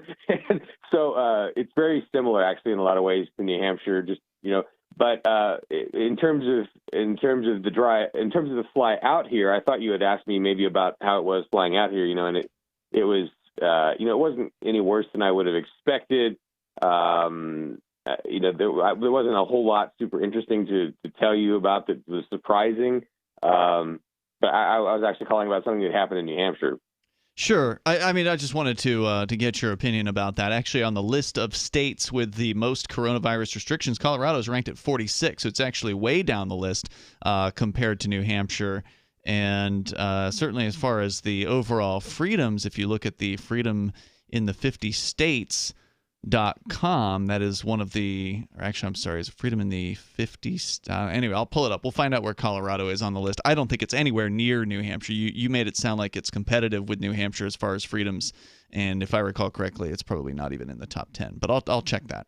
I would call it less free than New Hampshire, but close to New Hampshire in terms of how much freedom. And sometimes it beats New Hampshire out, when people go and they rate the states on the level of freedom.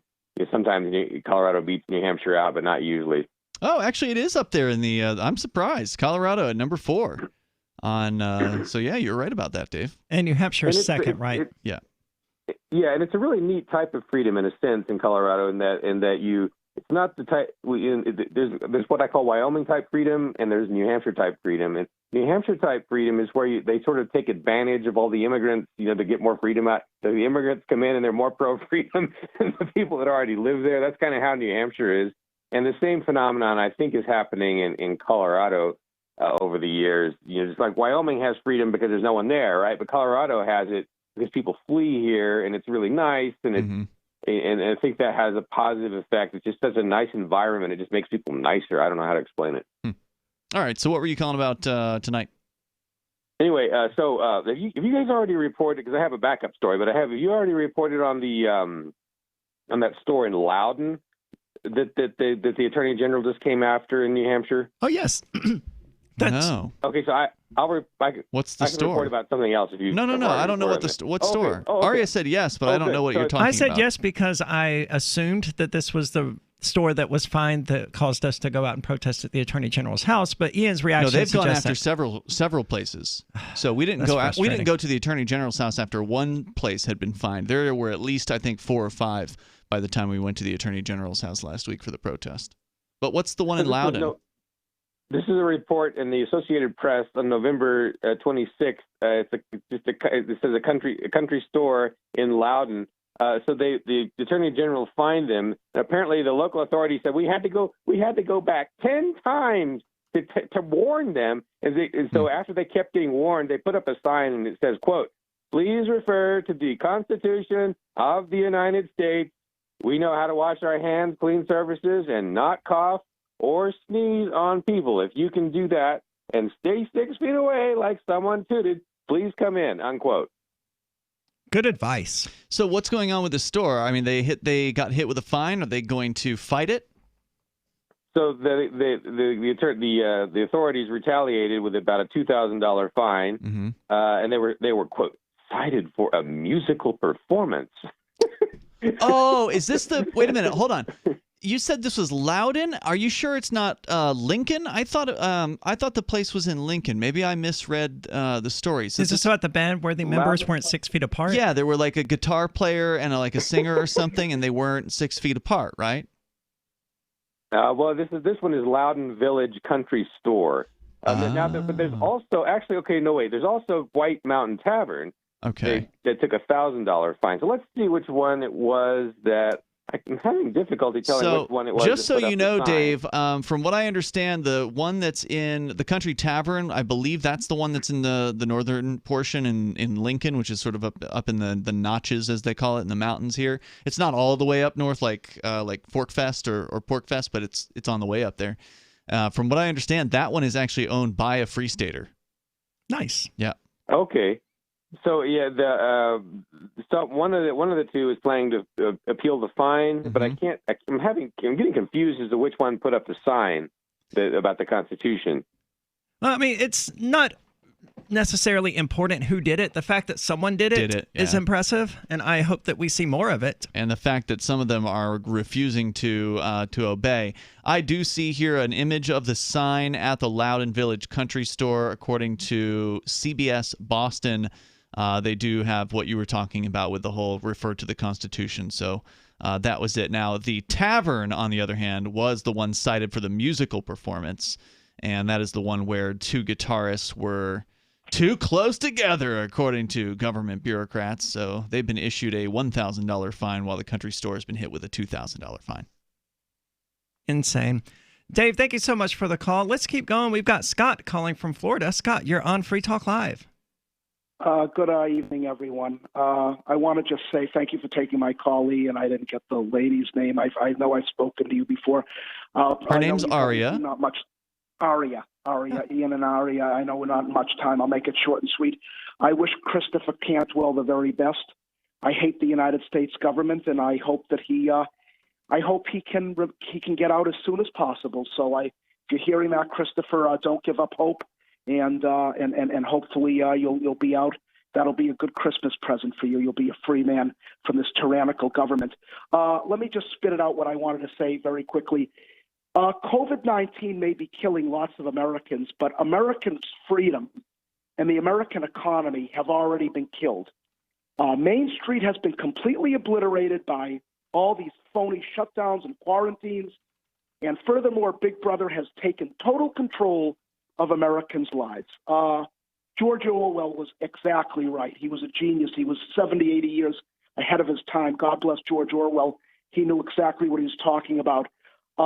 Big Brother has, as I said, taken total control of our lives. And the American economy, what really disturbs me is the American economy has literally been forced to commit suicide over COVID-19, which in my opinion is a brilliant excuse and smokescreen for the 1% to kill off the remaining 99%. And I'll just wrap it up by saying this New World Order, make no mistake, it is a New World Order, is right out of the Saul Alinsky and George Soros playbook to manufacture in a deliberate and Scott, I got to cut you off. Sorry about that. Thanks so much for the call. The last time we spoke, you actually said you were going to give some thought into your bigotry. That video is on my YouTube channel. Check it out. See if that still rings true. See if you still want to recount the whole Nazism thing that you support. Thanks for listening. Head on over to freetalklive.com to check out more. Pounds and pounds of fur. Our hairballs have hair hairballs. Our cat Mama, she's 10 years old. She has dandruff and an oily coat. I have 2 cats, Sweet Pea and Daisy. Daisy sheds like crazy. If you love your pets as much as I do, you want to do what's best for them, to live long, healthy, happy lives. DINOVITE.com. I just tried this wonderful Catalicious Dynovite for cats, and my cat has been on it for 2 weeks. She is not scratching anymore. She's not chewing anymore. It is just the best. I was thrilled when I heard Dynovite for cats was coming out because I'd seen the changes in my dog.